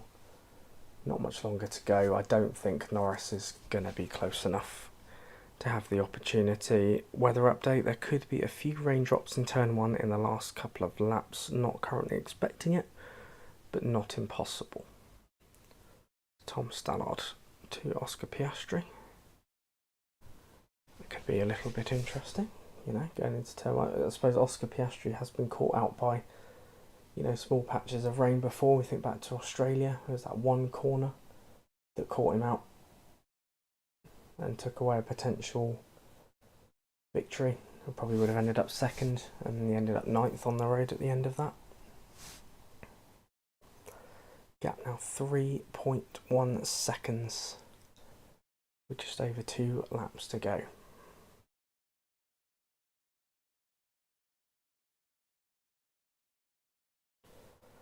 Oscar Piastri getting past Lando Norris on the first racing lap of this Grand Prix, round the outside into Le Combe. Pulled out a big advantage, switched to mediums. Lando Norris went onto the hard tyre. Piastri managed to keep his advantage until Norris's hard tyre came into effect. He's managed to bring the gap down from about 8 seconds to about 3 seconds. And with a couple of laps to go, Norris looked a little bit slow there through La Source. Lost a second. Yeah, Norris looked very, very slow through La Source.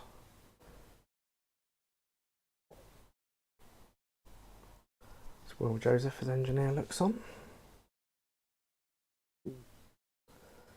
Yeah, I think Piastri's got enough in hand now. I think he's got an even bigger gap than he had last lap. I don't think Lando is going to make the inroads that he wants to make.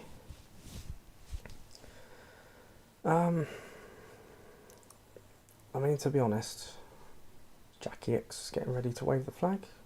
It's nice to have an XF1 driver doing it anyway, rather than just some random celebrity that no one cares about. But yeah, I think not been the most interesting race ever, got to admit. Yeah, it's been quite dull, quite processional. A few little overtakes here and there, a few decent battles, but not been the most exciting race ever, and considering that we were waiting an hour and a half for it to get started. Yeah, it's not one I'll be watching back. Let's put it that way. God, my hands are really sweaty now. Been sat here for too long. As we head on to the last lap of this Grand Prix, Oscar Piastri leads by 5 seconds. He's driven outstandingly well today. And if his car holds out for just one more lap, he will take his first win in 4 races. Lando Norris in second position, Charles Leclerc in third, Verstappen 1.5 behind, but he's not done enough to be able to threaten Leclerc.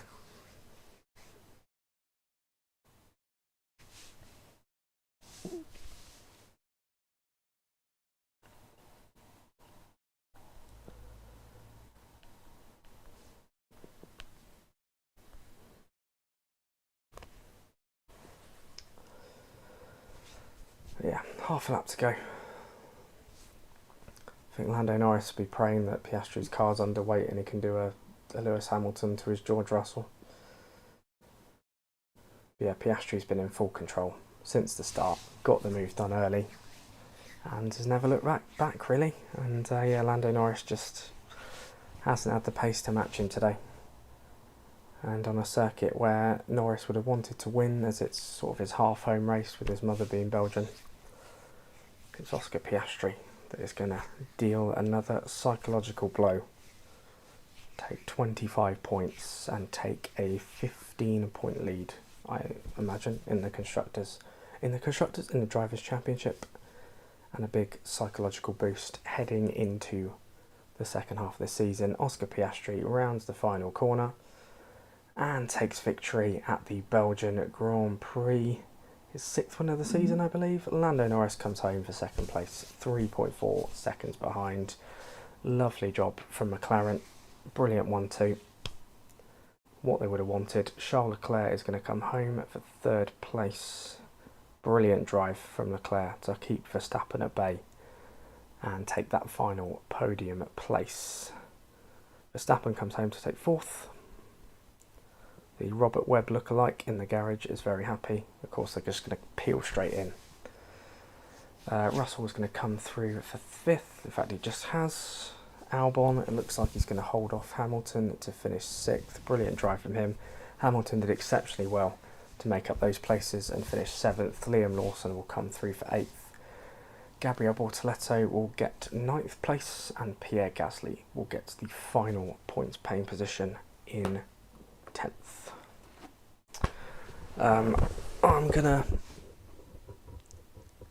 I think I'm just gonna end it straight here, to be honest. We've been streaming a long time. I don't want my internet or my laptop to die.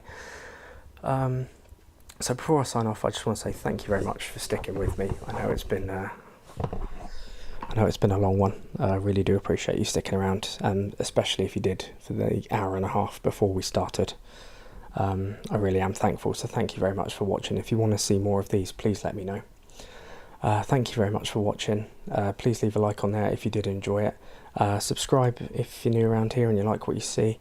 If you're watching this on a replay, comment below any thoughts and suggestions that you may have. And I will see you for the Hungarian Grand Prix. Take care of yourselves. Bye for now.